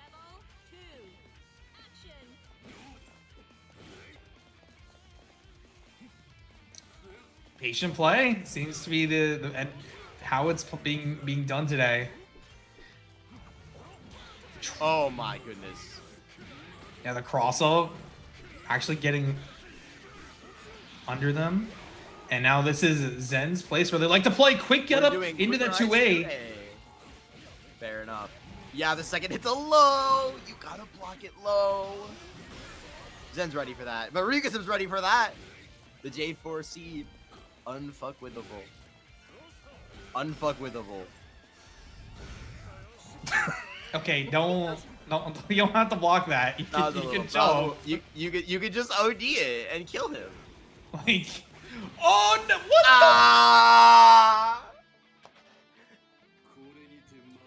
the man? Hopping over with the Agito and then just hit JD. Ugh. Please select your character. Yeah, I'll go to character select after that one too. Shit. The risk reward in this matchup for Zen as well is just always seems so weird. Cause like obviously you want to be able to do offense and strike throw. And you've seen Zen try to call out a lot of stuff, but you guess wrong once and there's just so much damage coming your way.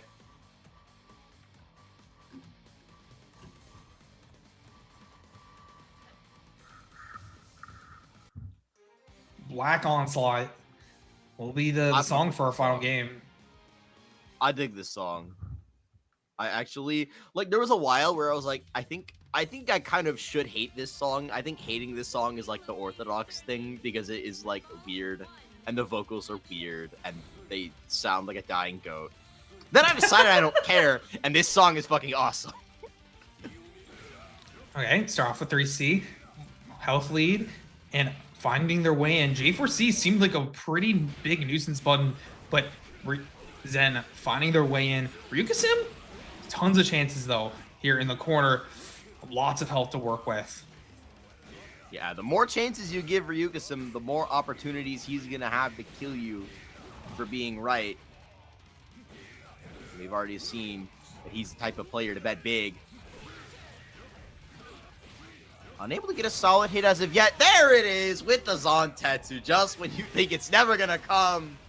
And the burst's not gonna work out for Zen either, Holo. This is pole position for Ryukasim.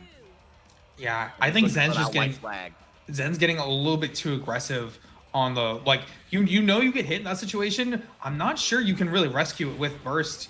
Like you might have been able to do it in some of these previous rounds, but the risk reward against a character like Hakumen and a player like Ryukasim is just too strong, just too good with these conversions, too good with these resets. And I mean, forcing him to block so much in this situation. Fuzzy jump, able to get... Okay.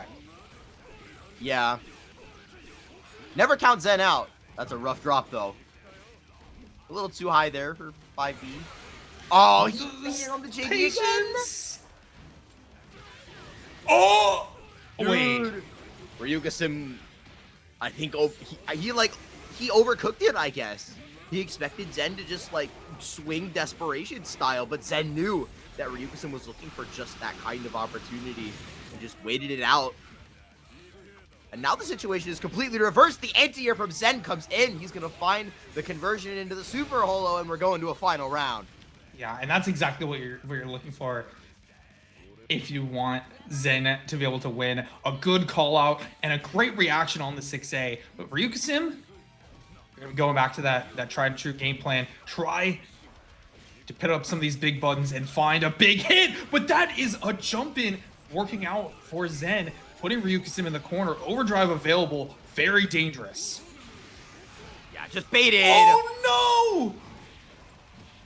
Post OD interaction. It just keeps coming up for Ryukasim against all odds. Falling down, keeping his turn, but pushed out too far. There's the 5B once again. Oh, he was so ready. Zen, please! Zen, you're 0 for 2, not like this. So little health now to play with. 6B, the DP baited, and that is gonna be it. Ryukasim staying alive on the loser's side, gonna put Zen away in 5th place. Yeah, good run from Zen though today. Looking pretty good going into Evo next week. I want to see them and Chickzama, the Texas homies, in everything that they can in order to get that grind in before the big day. happening, but not gonna happen for Zen up against Ryukasim. I still think it was possible. It looked like, you know, it was getting close there at the end. Oh no, that definitely could have gone either way. But after that Gauntlet Hades, I actually am like thinking about the way that Ryukasim was just ready for that. He just kind of like, it was the kind of option I think that could have caught Ryukasim off guard if he like tries to jam like a 4C to cover the space. Just like in panic mode, but just cool, calm, and collected, recognized, oh, it's Gauntlet Hades, and the first hit whiffs. I can just press 2B. And he pressed 2B, and that was just the beginning of the end. Okay. Well, heading on to our next match, we'll be waiting. It looks like we have Cenaly in here, but Fuzzama will be fighting off against Cenaly. Fuzzama punctual as usual. As a Hazama player is, you know? Yeah. Definitely not taking a nap in the middle of the loser's run. I mean, that would be something I would know Chickzama to do.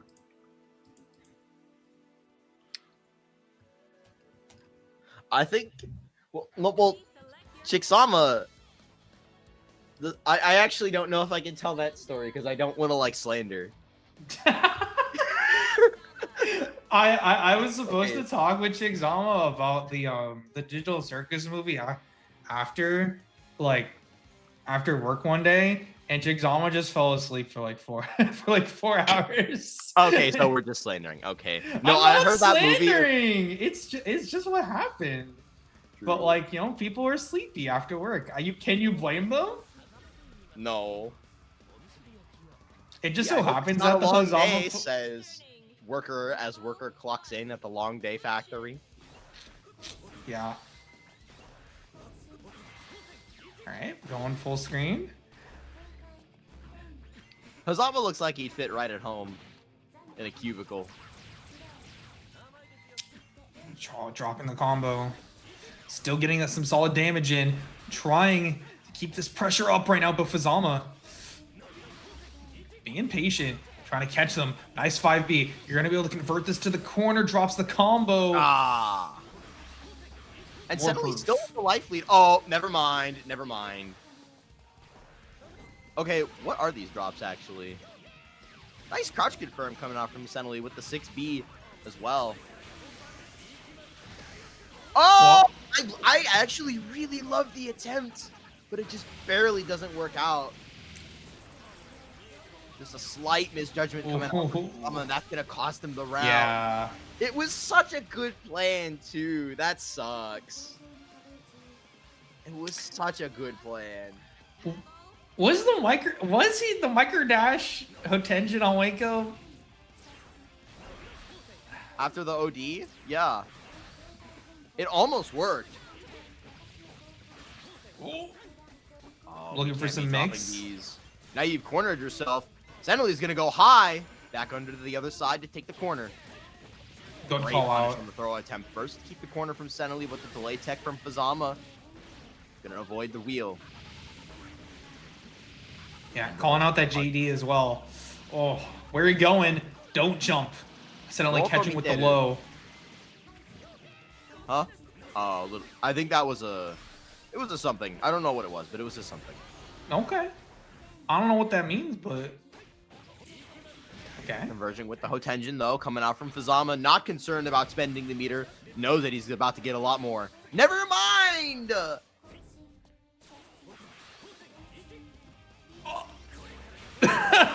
Fuzzama messing up a lot of these spacing. Oh! He finally finds the 5A, and this is important. Going into super, gonna do additional damage off Such a of nerd. the overdrive. Oh my god, the I'm so glad. damage. Dude, if Cenaly died there, what a clip that would have been. Good block. Into the Okay, JTD. I need to talk about the confirm. So you know how Hazama has like long chain hit stun and short chain hit stun? Yeah. He got long chain hit stun there off a short chain because he was in overdrive, and Hazama always gets long chain hit stun in overdrive. I swear it's the little things with Fuzzama. He just knows everything about this character. Cenaly though out of there. When it comes to 4D, if there's anyone I would trust with combo theory, it's Fuzzama, just in terms of knowing when you can get what conversion when. But that is going to be a side switch back in the corner. Cenaly, strong position. Overdrive available right now for Fuzzama, but getting called out. It's probably going to be an overdrive activation of their own to be able to get the win. TK Calamity to seal it for Cenaly, taking game 1.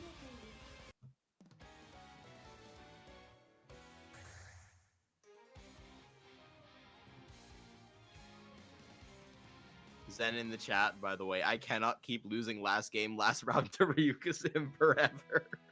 It'd be like that when you've been in the scene as long as both of them, like knowing that they've fought probably quite a few times between that many tournaments.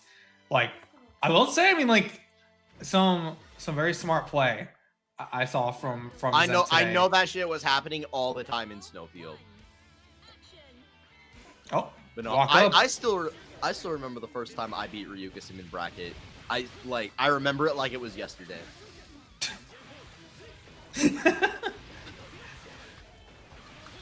That would be a hilarious joke if it was actually yesterday.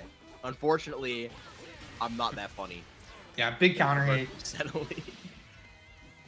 Yeah, contrary to popular belief, if you eat a counter hit 3C from Hazama, you actually do blow the fuck up and die. Yeah, that is really a very good starter. Overdrive, not overdrive, overhead, and should be able to get the side switch. Yup. Good recognition. Actually believing in the hit there. That's gonna do it. Mizuchi after the 4D with the tracking. That's gonna be a little bit more like it for Fuzzama. Cenaly on the ropes, but with 100 meter to work with, and finds a 2D with the deepest run unders. Yeah, get the right hit here. For the throw. Oh, I think you die off double super. Yup, first save kill. You don't even need a double. Okay. That was a really early Calamity sword. I was freaking out, but Cenaly has it all under control. That's set point. No, jump. Waiting, trying to backdash out of the situation. Fuzzama on their back foot right now. Oh, and messing up the conversion again. So many drops. I feel like really costing them. Oh my goodness. This set. Conversion into the Cavalier. Oh, a little bit of a drop for Cenaly there. That's a big hit. Oh, it should have been. Oh, okay, we're just doing everything now.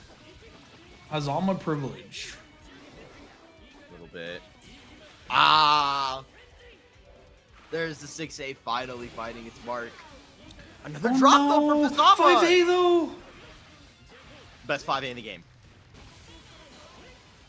Fuzzama gonna stay alive. Cenaly just a little bit too antsy off of that drop, looking for the dash in with the J2C, but alas, you can't just do that.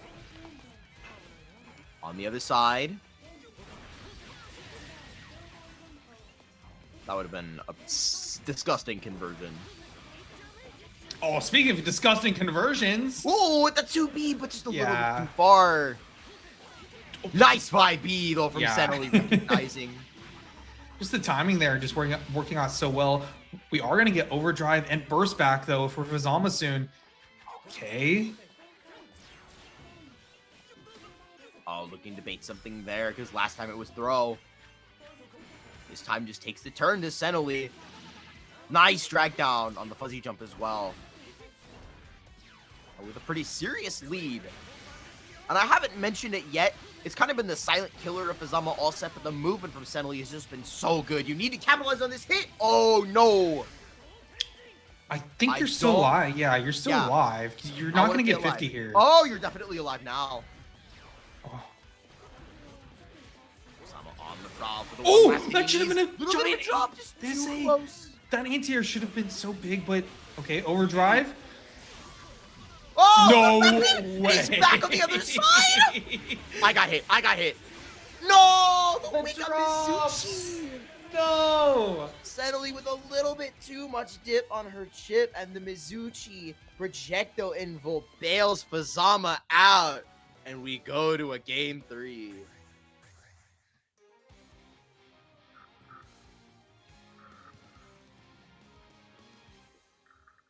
Dude, this set has been crazy, actually.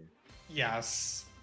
Cenaly is playing this incredibly well. Yeah, it's kind of insane because I feel like Cenaly just really they just needed one combo to really stick there at the end, and I think they wouldn't have been able to close it out. But Hazama able to ink it in the end, taking big advantage of both overdrive and just those tiny hits that matter. We're going for air to airs. Good call. Oh, that's a huge starter. Yeah. Hazama knows the value of his overdrive, but you're still gonna take almost 4K for that. Yup, there it is. And the 2-3 does not save Cenaly. Hazama completely reverses the situation. It could have been a lot worse. Good block, but it's gonna be 6-6. Ugh, it's gonna be that 6A overhead into big damage, and now Fuzzama in the driver's seat. Active flow available as well. Oh, wow. Active flow going is what I should say. Back throw. Incident. Put him down. Just put him down. He doesn't have overdrive. Just put him down. There we go. He can't RPS with overdrive on this knockdown. That was absolutely the right play from Cenaly. That drop hurt so bad. Could have stolen the whole round away off of it. 2-2D. Gonna get her out of dodge. Clipped by the delayed chain. Fuzzama denies the anti-air and takes the lead in the set. I mean, again, it's just everything going right until it's not for Cenaly, but Fuzzama taking full advantage and getting some of these big conversions right now. Able to get the anti-air yet again. Cenaly in that right position. There's the wheel. Puts up the gravity. There's no block this time on the 6B. Set him down. Set him down. You don't want to deal with overdrive. You have to set him down. Fuzzama delay takes the wheel and he's out of there. Overdrive is going to be on the table again. 30C blocked. Stance cancel. Try to stay safe in this situation. 2-2D. Oh my goodness. Big menace. Reverse. No overdrive. Oh, he wanted overdrive. I know he wanted overdrive there, and not getting it is so terrible. Yeah, that's really unfortunate for Fuzzama. That's basically been your best tool for throughout this entire set. To both get conversions and be able to punish some of those bigger things. But I think this is the Fuzzama lock-in. You saw it already. Just the way that they're playing in neutral right now. Very hard to deal with. Calling out the roll. Able to get the 2-2D as well. Huge series of exchanges. Oh, the way of Fuzzama. And now, Cenaly also with no burst. And with half her health, another 2-2D gets clipped. And we're holding north. Yeah. So, try to set up for the corner. What is this combo as well? Setting up for gravity seed in the corner. Guaranteed. The double low. You have to guess. I mean, Fuzz just really needs to guess right one of these times to be able to get out of this strike throw pressure. Be able to figure it out. Overhead on the other side. Set him down. Set him down. Actually, Legacy Edge might be. No, just go for Spike Chaser instead. Tanking the overdrive is so scary. RC to beat the counter assault! And he's just barely able to make it whiff. Hazama knows it. Cenaly hasn't been wanting to block all round, and he's able to get it over the line.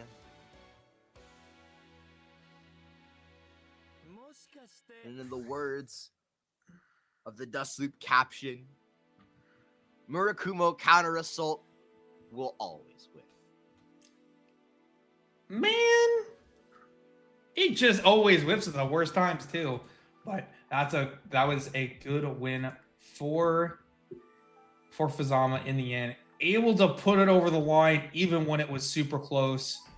The drops were felt for both players that match though. Like it really feels like the spaghetti was on the floor and then they were also kicking that spaghetti. But yeah, no, the drops were crazy for sure.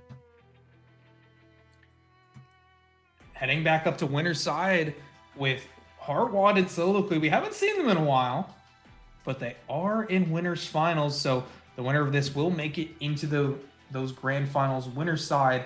While we're talking about it, I just want to make sure that I'm making sure that you guys hit that matcherino. Come on, we still have so many codes left. So true. How many codes do we have left? 40. What's Professor Eridat gonna? Oh, Professor Eridat's not gonna be happy about this one. Yeah, he's gonna be a little disappointed.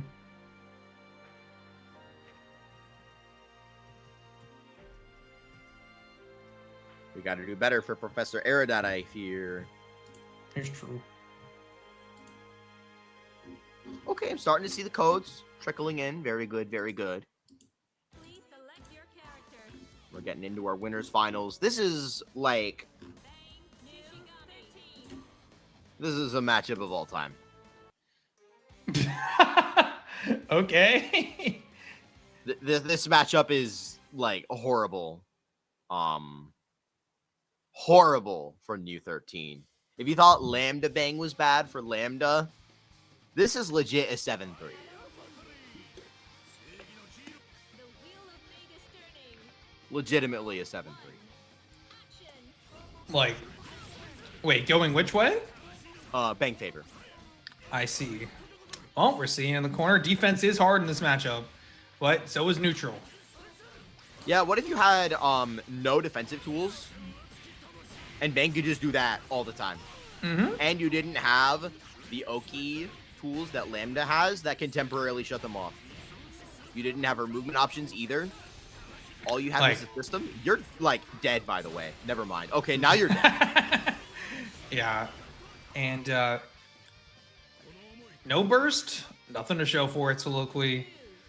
Unfortunate for that round. First 3 is going to be the thing that happens today. So that thing that happens in this match. So is going to have a little bit of extra time to figure things out. But right now, they're figuring things out while being hit in the corner. Nice catch on the roll. Yeah, doing a little bit more finding out, I would say, is Soliloquy. Like, this could legitimately just be a wash. You're dead. You're just dead. Go next. Overdrive activated? Are we even going to need it? 5D overdrive. Yep. 5C, 60, 5C, 2C, super. You know, we talked about it. Like that. We talked about it earlier. I mean, just like nails become a problem in neutral. You don't have the defensive options, so you have to just kind of like figure out what to block on defense. And then you don't really have those threatening offensive options like that would make, you know, your Oki really good. It can be pretty difficult, and we're seeing Heartwad take full advantage of that. And all the zoning is just full of gaps that Bang can just guard point, teleport through. And he can just like get in for free. And he gets counter hit drive starters, and he's just printing money the whole time. Like, okay, good. So Soliloquy, though, no stranger to a challenge. If there's anything I know about Soliloquy, it's that they play many a 7-3 and still come out on top. But you're gonna see it. Gonna be the drive teleport coming in, drive explosion. Gonna call out the overdrive. EA, bro. No, thank you. You tried defensive option. I think you die. Not like actually on this combo, but like you get what. Yeah, you're still like blowing up. Oh, that's it. RC doesn't even need it. New with 10k just melts. Oh, yo, Fank is kind of spitting the Bang dog. The best thing you can do. Anyway, getting in there. Nice IVs on defense, but Heartwad's still going to get caught out by Soliloquy. Big hill to climb still. This is New 13 that we're talking about, so lots of chances, even if they get the hit. Oh, and the teleport coming out. Yeah. Because, like, once you commits to that 3C, she has no safe special cancels. That even could have been just drive guard point and just teleport on the legacy edge. Heartwad, though, choosing to hold it, rewarded for his patience. Missing the double jump, though, on the JD. So Luluku with a chase, but then nails save Heartwad. Oh, OD through it. Yeah. Yep, movement. Oh my goodness. Nice anti-air, but you can't really. Oh, Yeah. Yeah, and you're dead.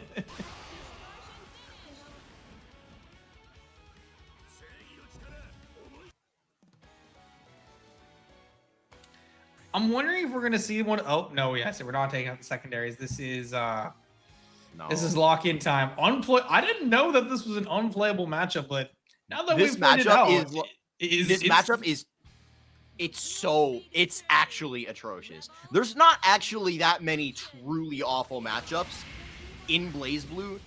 This is one of them.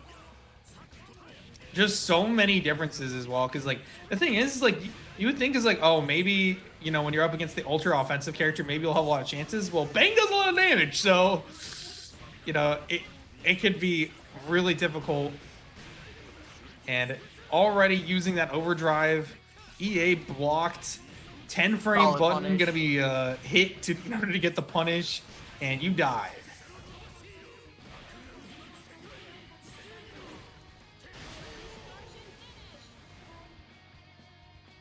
And that's set point for Heartwad. Rebel 2. Action. I mean, like, there's not really much to say. Like, Soliloquy, totally with their back against the wall, obviously going to keep fighting. There are no quitters in the Chief Chili Challenge.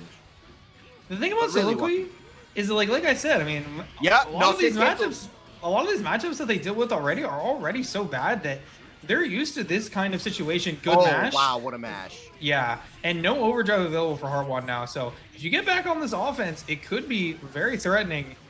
Just knowing that they won't be able to invincible through a lot of these situations. A lot of meter on Heartwad's favor. Trying to wait for a good option to call out is Soliloquy. Nice tech. Oh, Soliloquy with the health lead now. Are you going to be able to kill? No. Has to reset. Are we done? Oh, What? no. Just kill him. Bang is a gap. Oh, you died, actually. That's just it. RC, 5C, 5E. JD, Cobweb, 5C. You just explode. And that's Heartwad with a clean 3-0 for Grand Finals winner's side.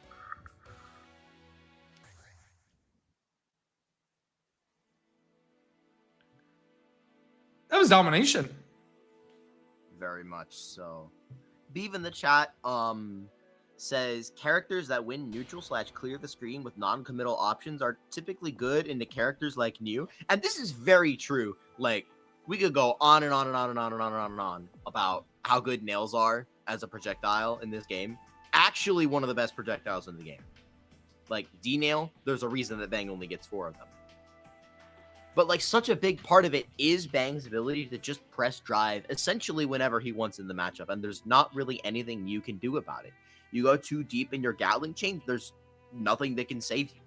You commit to, like, 5DD, 4DD, how there's always a gap before new 4D. Bang can just press, like, 2D.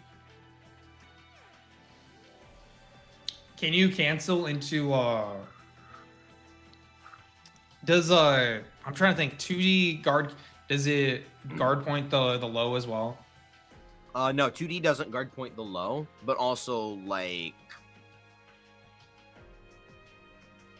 Bang can just Oh yeah, it's a gap. He can just jump. Yeah, It doesn't matter. Like, he can leave. And he can also just not press drive if he wants to, like, force out all the resources from you. It's so bad. It is in fact that bad.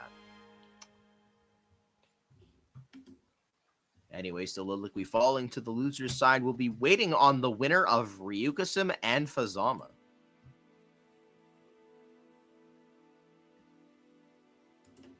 Yeah, I just want to say shout out to Heartwad for the first winner's side grand finals here in Boston Blue Beat. Don't believe they've ever achieved that, but I think it's been known that they're capable.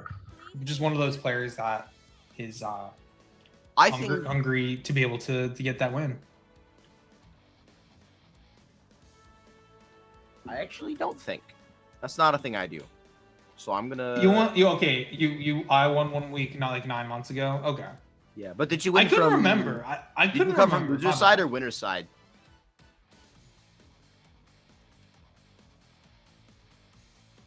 I might have commentated the one from winners. I might have commentated that one 9 months ago. What was I doing 9 months ago? Oh, that's like my birthday. It was That means it I was have you and Soniti. Okay. Huh. I think I would remember if that was a grand finals that I commentated. That sounds like a pretty interesting grand. I just remember Heartwad. I think Heartwad's also New York. Heartwad, are you New York? That'd be kind of crazy if. Oh, you're Florida? I don't know anything. Oh, I feel. All right. All right, Rychtor's getting beaten up right now, but still healthy. Good call out. We can't OTG there, just a little bit too far. This is a really aggressive overdrive pop from Fuzzama, by the way. Just kind of sent it, waking up after that 3C. Nice Tsubaki! Yeah. That was the perfect option. If I'm going to describe Fuzzama's play today, it's aggressive and trying to make up for maybe some of the drops that we have been seeing. But dude, he's trying to turn you in from limp. Yeah, Never Ryuga will mind. do that from time to time. Are we going to get the hook? No? Okay, we're not routing to the 100-meter supers. Okay, RC, going to get the cross-up, trading. Oh, he stuck the 5A into it. That's going to be a punish. Yeah. Gone. Can't burst. Nice and easy for Fuzzama to draw first blood.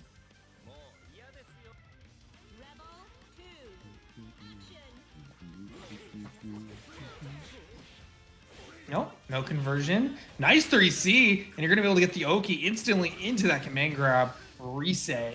So stuck in the corner, Ryukasim. Still has overdrive, so always dangerous on the defense, but going to be a very safe offense here from Fuzz. Yeah. That's a rough spot to overdrive. Hazama 2B so fast, he's going to be plus there basically every time. Lots of resources, though, for Ryukasim. Right hit could always be that option, but patient anti-air from Fuzzama. Oh, wow, what a check. The patience runs out for Ryukasim, runs smack into the just raw 2B coming out from Fuzzama. He was so prepared for that Enma. Puts an exclamation point on that game one. Yeah, that was good matchup specific. Like, I'm going to be patient. You know a character like Hakumen has to approach pretty linearly, so you're going to be looking for that anti-air or that 3C because, I mean, what are they going to do in that situation? Like, you just basically rotate one of 3 options, and you can counter most of those approaches. And we're going to be going over to a very rare character, Tawakaka. Yeah. Ryukasim, one of a very small handful of players, I was going to say in North America, but anywhere really, that have a Tawakaka. Yeah, shout out to the Japanese Tawakaka who won WSC. I did hear about that. I remember that happening. Yeah. Yeah. Unfortunately, though, if Fuzzama has his way, Ryukasim won't have a Tawakaka for much longer. All right, Oki in the corner. Ooh, nice 5B. No. Big damage Absolutely combo no too. fear. Look how much this hurts. Oh my god. Yeah, that was like 4.8. That was like probably closer to 5K with the life steal on the overdrive. But the counter still gets low profiled. Oh my god, That's gonna Tao be a is so punishment. weird. Wow. Oh, looking for the cross up. Weirdness Good on call out weirdness. though. Yeah, able to confirm into the Mizuchi. Hazama able to stop the bleeding before it gets too bad. I can't tell if that's just Tao knowledge or just wanting to mash in that situation Like, Tao is one of those characters when they're going for these mix-ups, so a lot of times they are pretty committal. So mashing in between them can net you some good wins. Oh, good low profile. I like that crawl, actually. I bet you can crawl 5B. Dude. Dude, what a troll character. And like they keep throwing stuff and just like they'll get the hit, it just doesn't matter. Oh no. 6D just immediately getting anti-aired and burst coming out from Ryukasim. That's an important resource for Tao, who doesn't do a lot of damage. So that's gonna be it. Yeah.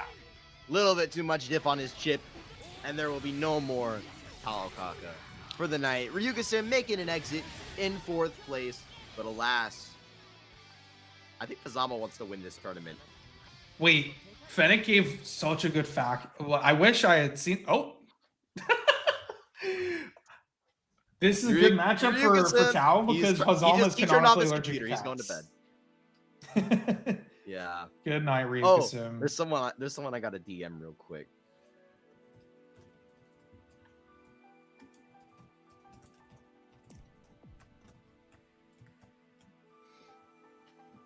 You can ask me about it after the show.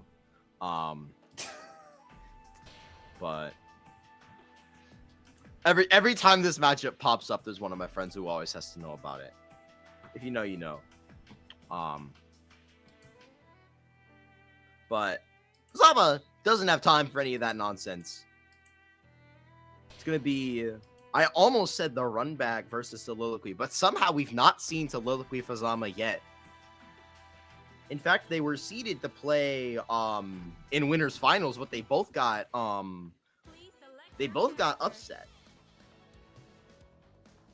But history was only delayed.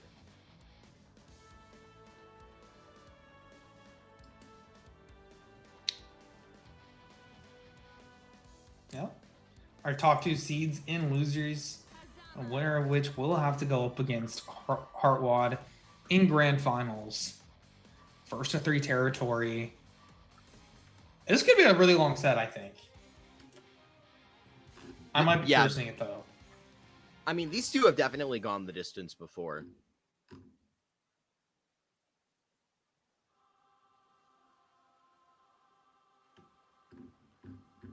Don't forget to claim a Matcherino code as we load into the clash of our top 2 seeds. Yeah. And they're really making us wait for this one, letting the whole intro ride.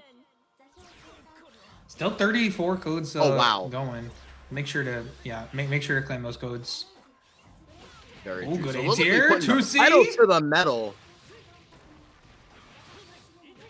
Now this matchup is it's no new bang, but this matchup is also not good for new. It's like a pretty solid 6-4 for Hazama. Yeah, trying to get Hazama out of the air is actually just like it is a that cost. Yeah, I mean, yeah, because like Mew has the tools to be able to hit Hazama anywhere on the screen, right? Which is why it's not like a 7-3, because she can actually like stop his game. But she has to commit so hard to represent those options, and Hazama's movement is so good at checking it that a lot of the time, like, he's just gonna get the better end of it. And that's a hero burst. The mother of all hero bursts, and that's a free reaction. We've been seeing a lot of that of the anti-zoning lately. I don't know if that was just something that the Hazamas have just collectively decided that they want to start doing from now on, but it's just so strong against these zoners. Yeah, that RC, by the way, on the super wasn't BM.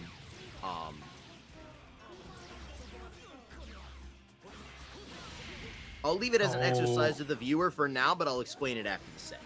I like the blocks there, but Fuzzama getting caught out by Wheel, which is a low in this matchup. Wow. Now it's Fuzzama's turn to hit the gas. That guy's not going to get Soliloquy out. Yeah, I think they tried to fuzzy jump in that situation at the very last second. Fuzzama taking full advantage, just standing right up, trying to anti-air 5v. I mean, We're aura farming with stance. yeah. And the Fuzz. Dude, Fuzz did a really good job of blocking the situation, and we're gonna confirm be able to get that game 1 win.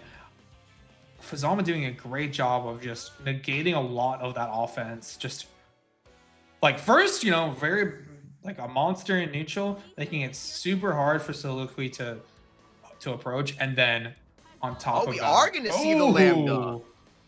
Yeah, so the Lambda and the Jubei are always part of that like squad that Soliloquy has that we don't see as often in tournament. Really liking to commit to the new 13, but I think they're done with these matchups. They want to warm up the Lambda, try to make that do that throughout the entire tournament. I think that's actually super smart. Like if you already know that the new 13 is going to struggle in the next set as well, warming up the Lambda, trying to make this really work. Fair point. Yeah.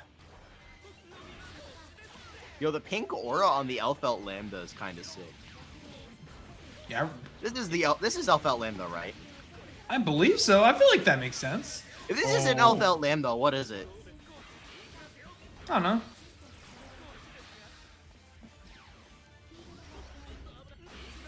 Okay, it is Alpha Lambda. Thank you, production. yo, production. Okay, I'm gonna give that quote verbatim to the stream. Production said, quote, "Production here, that is Guilty Gear sign Elfelt Lambda. And if I'm wrong, I never said this." Oh, one out in a dream. How much trust we're gonna have here? Say, this would have been a great time to mention that the name of Soliloquy's color is actually I CC think and not they're Elfelt. dead, by the way. No. No. There's a lot of damage to go if they don't load E. Why are they on the other side? Oh my goodness gracious. Betting it all on the super there, I actually kind of like that. I like that play, even though it was wrong. I like presenting the option that you might hit the reversal, but good call out on the roll. I mean, look at this. You have the positioning, and you have no meter. If you're Soliloquy in the corner, that's a rough burst. Yeah. I think Cavalier, that's punishable. Yeah, I was gonna say. I'm not of nowhere. Or maybe you just IB it by accident. That happens sometimes, but that's a clean second game for Fuzzama.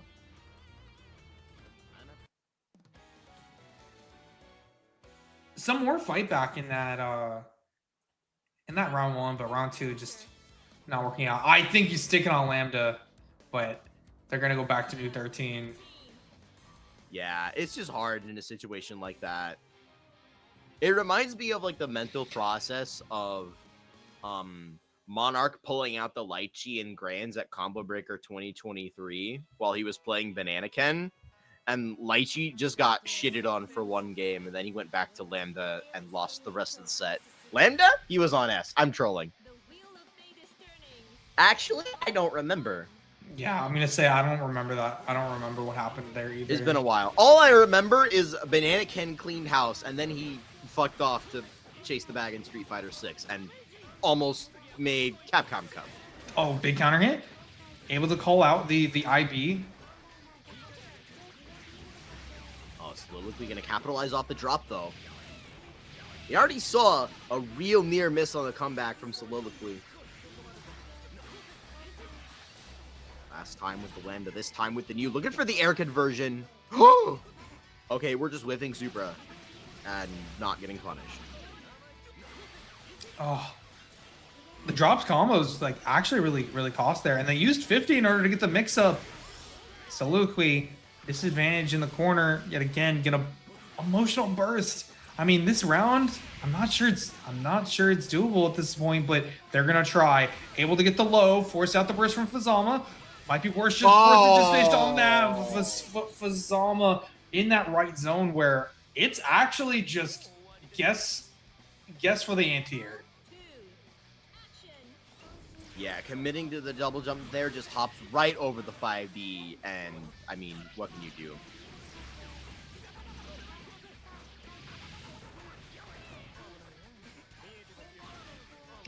Heading By the overhead. but the 24 frame Katamos.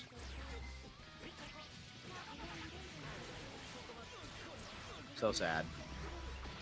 Oh, good tech on the air throw, but is going to be able to get the anti-air, solidifying this lead right now. And no overdrive to speak of, so the comeback factor turned down significantly right now for Fuzzama. A lot of damage still to go.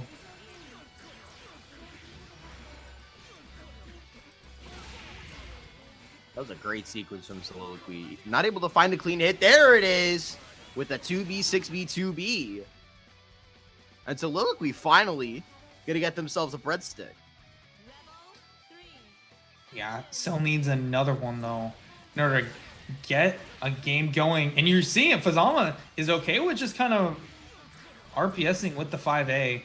See if it catches them trying to do some form of air action. But speaking of 5A, that is a brilliant 5A coming out from Soliloquy. Yeah, Fuzzama maybe getting a little bit hasty trying to close the set out.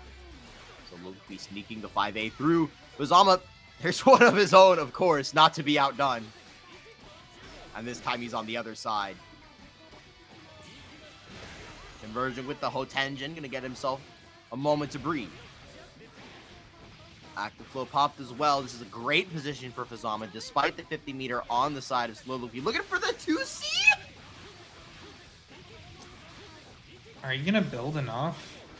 No, not gonna be able to kill burst safe. Soliloquy holds it to the very last second. You have no health to play with though, and that's just a tough choice to make. Dashing to the other side. Wild in a dream. 50 So meter available for Fuzz. Blocking the 40. So you're telling me there's a chance?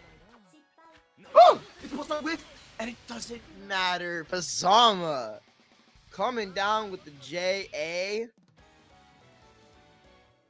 to finish off that 3-0. And he's only dropped one game on this loser's side run, and that was to Cenaly. Yeah. I think he wants to win this tournament. I think they're pretty determined to. And the thing is like, other than that Cenaly set, I feel like the rest of them have been pretty clean. They're and when they're dropping more and their offense might be a little bit awkward, they try to do some really strong options like using that overdrive offensively to make up for that, to make up for some of those weaknesses that they might be going through just with their game plan. But they still need 2 sets off of Heartwad in order to be the winner. A tough ask no matter who you are. We're going to take one quick break before Grand Finals, give Fuzzama a chance to breathe at the culmination of his loser's run, and we're going to do some shilling one more time. Don't forget, Boston Blue Beat runs +R on Tuesdays and Uni 2 on Wednesdays right here at twitch.tv/Boston Blue Beat, 8 p.m.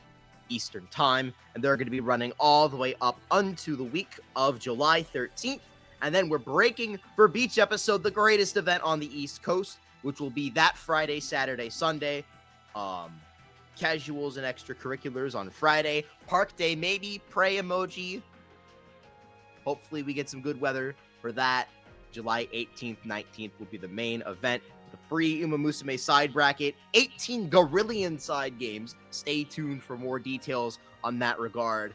Mystery bracket. Sailor Moon S. And of course, the greatest fighting game of all time, BlazBlue Central Fiction. Yeah, but also talking about another event that is coming up, that is going to be here faster than you think. SQXL, the Promise Day, another promising new anime major in the same vein as Beach Episode, happening at the Durham Convention Center in North Carolina. All 3 mainline Guilty Gears, BlazBlue, 4-star event on the Grand Blue World Tour, and also the VSAV Makai World Cup taking place this year. It's going to be great. Also going to have Marvel Tokon, Avatar, P4U, AU. This is going to be the late year anime tournament to be at, I believe.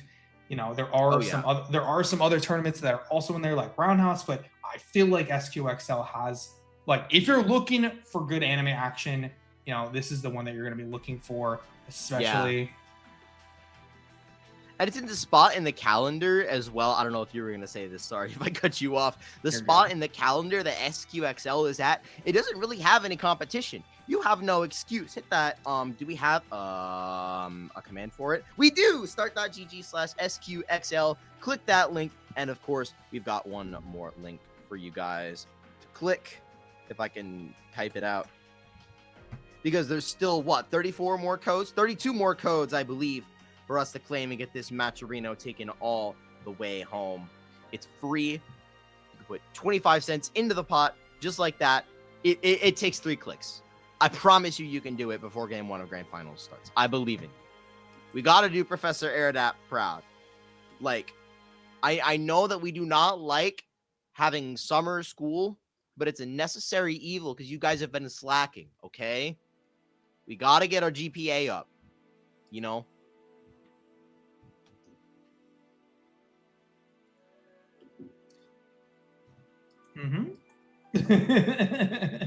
But we will be getting into Grand Finals here soon. Fuzzama and Heartwad are in the lobby. I hope everybody's been enjoying all the games today. We will. I mean, I think it's gonna be a pretty good set. I want to see Heartwad and Fuzzama going close, but they have not played today, so anything can happen. You want to see domination? No, I want to see violence. Heartwad's taking it in 3. Oh, I see. We got a biased commentator out here. No bias. No bias. What? You literally just said it. Look, I might be biased, but my commentary is never biased. Yeah. I feel like Fuzzama, he's been forcing a lot of stuff today. And I think there are some chinks in the armor to be taken advantage of from Heartwad. But if you let Fuzzama keep going, he will start running over people. Because I mean, yeah, Fuzzama's been hitting the jet that kills you all night. Yeah. Which is usually a Heartwad's modus operandi, is just forcing interactions, scrambling, and hitting the thing that does a bajillion damage. God, you see an aggressive round start from both players. Okay, finds a 2A. It's going to be Heartwad looking for that cross-up, immediate overdrive activation to be able to see what to react to. 2C, big hit. And it should be able to get this corner back. Coming out from Hazama, completely reverses the situation in an overdrive. Well spent. 6A raw? I want to say misinput. I want to say Fuzzama did not know that they did not have meter there. Yeah, maybe looked at the wrong bar. I don't know. It could be anything. Yeah. We can't know everything. Oh. Uh-oh, you're blowing up. Never mind. Oh, able to get the frame trap, but no there we OTG go. in the corner still, though. Still this is pressing. Great for my prediction. This is great for my prediction.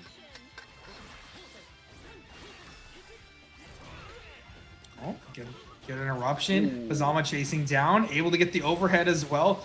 Combo going. I'm gonna get the Oki in the corner. No meter, so no threat of overhead, but still strike throw in the corner. Okay. Never mind. A little bit too much of a gap before that Venom Sword. Accidental crush trigger? It doesn't matter. Apparently that's also plus on whiff. Unfortunate short chain though. Maybe a drop for Fuzzama. Push into the corner, but the counter hits Majin off of the back tech. And that's going to be an easy kill. And you don't need to do all this combo, bro. Just do 65D Mizuchi. It's okay. It's going to kill. I promise.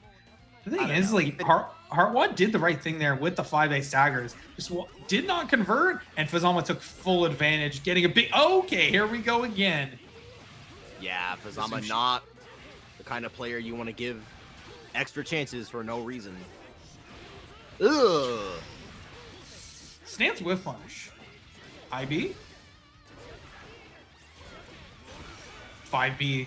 Gotta be immediately burst upon. No overdrive for the rest of the round for Fuzzama.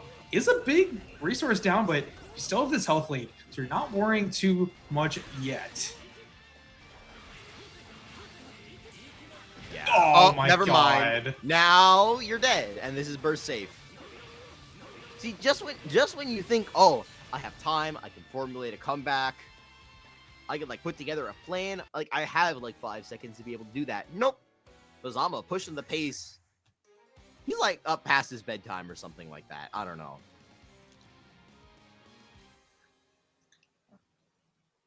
Feels like Fuzz, he is really locking in these past There's few something in the sets. water. Like,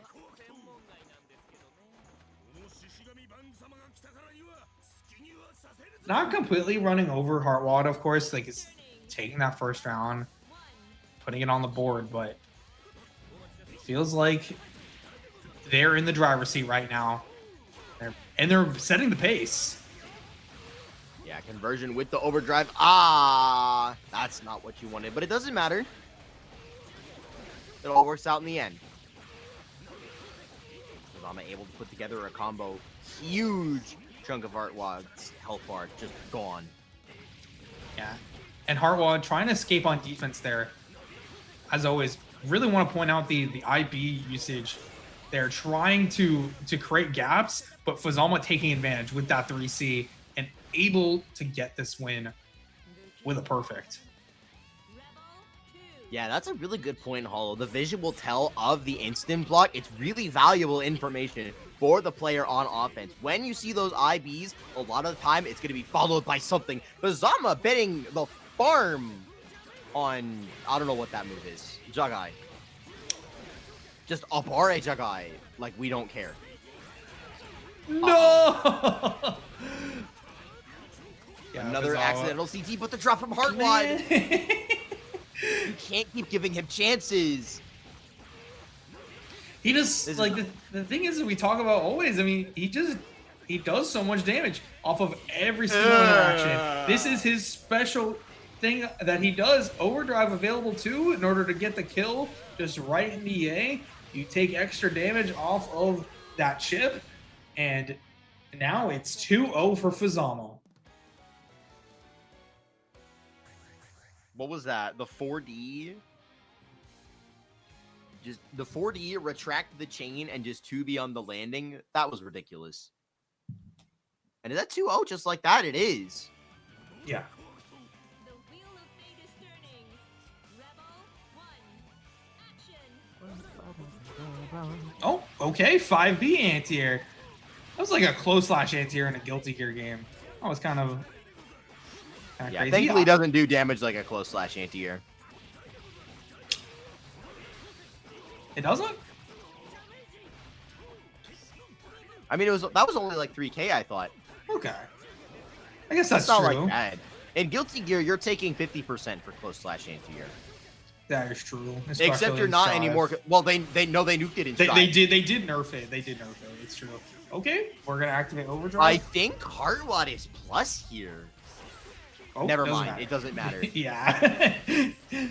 Is immediately just trying to get out of Oh! there. 3C. No, we're Oh, dropping the you're combo. dropping. And the anti-air doesn't work out either. So Fuzzama able to get the cross up right into super, keeping it simple like we've been saying that they should. And now you're on reset point if you're Fuzzama.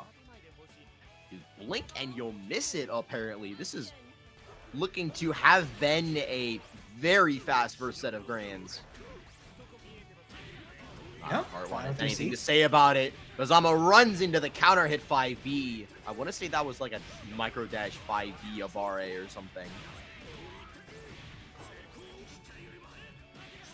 Bumper dash in the back. Conversion with the 5A to fix. Gonna neuter the damage a little bit, but it's kind of fine. I like the bumper usage there. And you're seeing it, it's 4 combo extensions Fun. and also these mix-ups. And all right, a round on the board. This is what you need. Momentum has to start here for Heartwad. Reverse 3-0. It's always a possibility. 3. Action. That's very true. Backdash Abare though. Hazama looking to put this one together. He does not want to play any more games in this set than he has to. Oh, calling out the IB mash again. off of the 5B. Mark? OD. That's a rough OD. Fuzzama's gonna be plus here. The RC? And somehow still eats it. Surely he was plus there, right? I don't know what the... I didn't see what he had. He ODR'd Venom Sword. Oh, dude, if Fuzzama had meter, that would have been it. Air throw back in the corner. Air throw. Oh no! The bang kick converted from that high 3C RC to save the turn and the double overhead. Yeah, I mean, I still think it's rough being forced to use meter here in order to get the opening because you cannot kill. Okay, you're setting up for the nails. Mix up after mix up. Fuzz. He won't counter assault. But still punished on the command grab. Heartwad gets away with one. Holding the burst as well. And the instant no! Not the instant Lorenzo, excuse me. But Fuzzama just finds the perfect opportunity to strike with the secret third super. And that's a 3-0 for the first set of grands. We're halfway there. Yeah. And Heartwad opting to go right back into it after reset. 0-0 again, though, so might be able to see a little bit more, a little bit of a mental reset from Heartwad. Okay, as a person who has been in the loser side grand final situation, the score does not magically become 0-0 after you lose on the winner's side. The score continues to be 3-0. Like, that mental reset is incredibly difficult, but the clutch overdrive from Heartwad. Oh my gosh, that drop just sucks. That drop just is so bad. So unfortunate. Good check from Fuzzama. Trying to keep them in the corner, but movement is able to allow Heartwad to get out of there. I like the safety, though. All right, RC right into command grab. No kill just yet. Good block in the overhead. The command grab. The punish a little bit too late. And he is going to cash out the Hotenjin. Fuzzama knows that this round should already have been lost. So anything he can get out of this round, if Heartwad spends the overdrive, that's fine. If Fuzzama can make the comeback happen, even better. I mean, you get the right hit here, you activate overdrive, you can definitely make it work.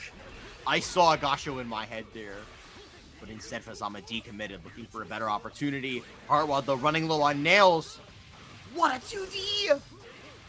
And again, the long chain hit stun coming in clutch for Fuzzama.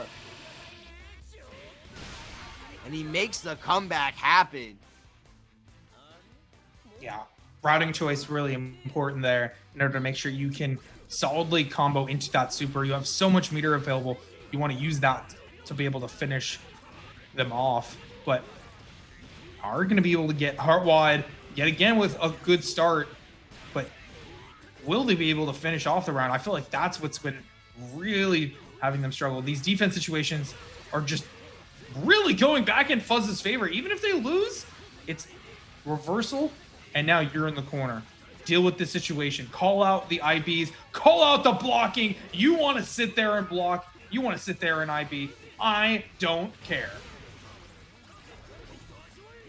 Burst now gone for Heartwad after the air throw as well.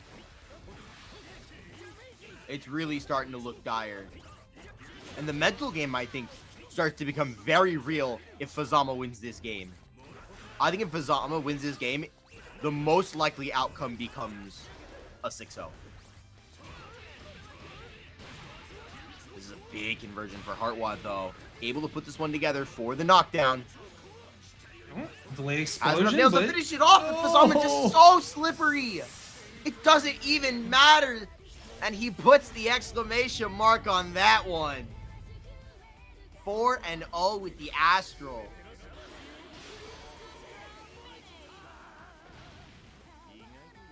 While we have a little bit in the cutscene, something I want to mention, as far as the discrepancies you might see in like the routing of different Bang players, because you'll see like lots of different Bang players do different kinds of combos in different kinds of situations. It's not like a more well-represented character, where people are at least doing the B&B. I wouldn't say like every Ragna player is certainly not always doing the optimal, but almost every Ragna player who would make it this far in a bracket is going to know the BNB for like every starter. This is not necessarily true for Bang, and there's a good reason why. Because he's like one of the hardest characters in the whole game. Yeah, I mean, you're seeing it right there. It dropped. And Fuzzama taking full advantage of it. The thing is, like, dropping against Fuzzama specifically is even more brutal. Okay, finally! Okay, IB 5A actually working out. Not getting counter aid. Mess up on the timing, I think, on the punish for Fuzzama. Oh! The late RC. Yeah.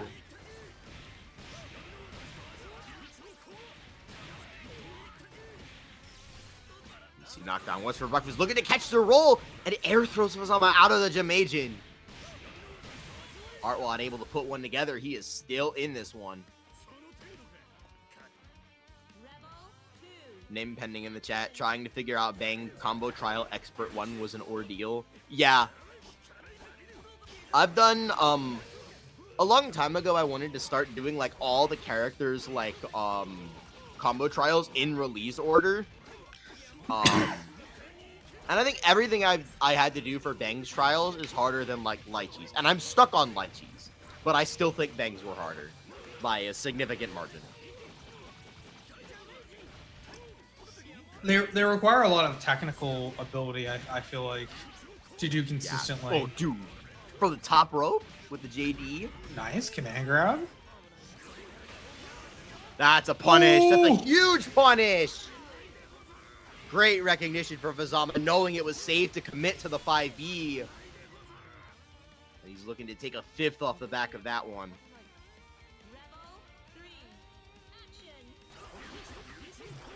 I'm trying to catch them as well right now. I mean, you're seeing it, that round start. Fuzzama with good movement to be able to get into that right zone, to force him into this corner off of one situation. Okay. Oh, they try to get off delay into the 2B2C for Fuzzama. Not 2C, 3C, but either way. Oh, that's a good block, though. Wow.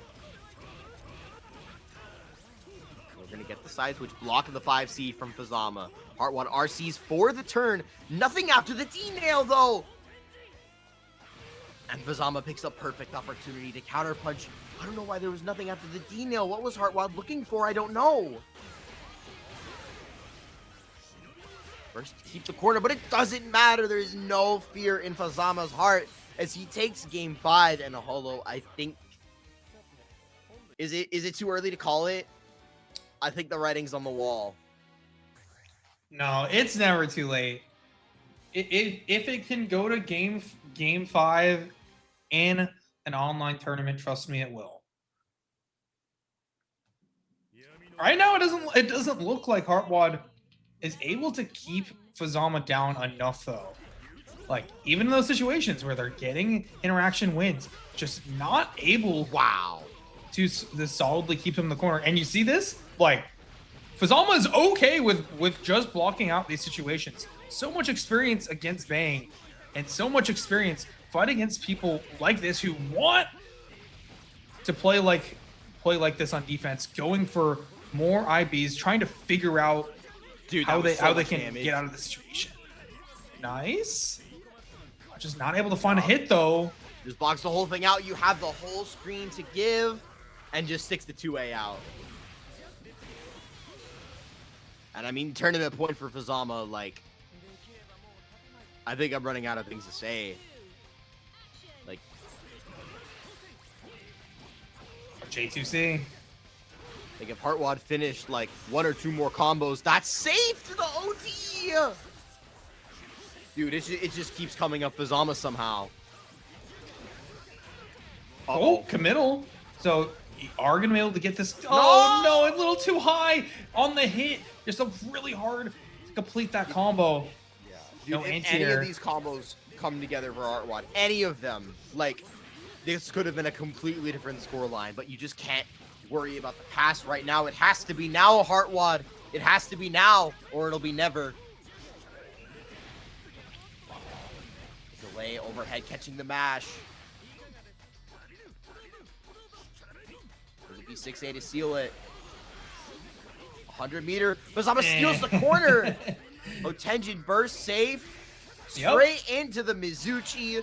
Super to lock out the burst. And Fuzzama with the 6-0. Coming all the way back from loser's side.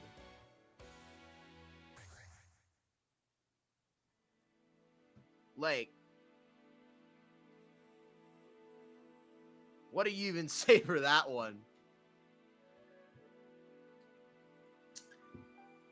It'd be like that. Hazama going to losers early, up against Kamui Thanatos. Shout out to Kamui Thanatos on the bullet.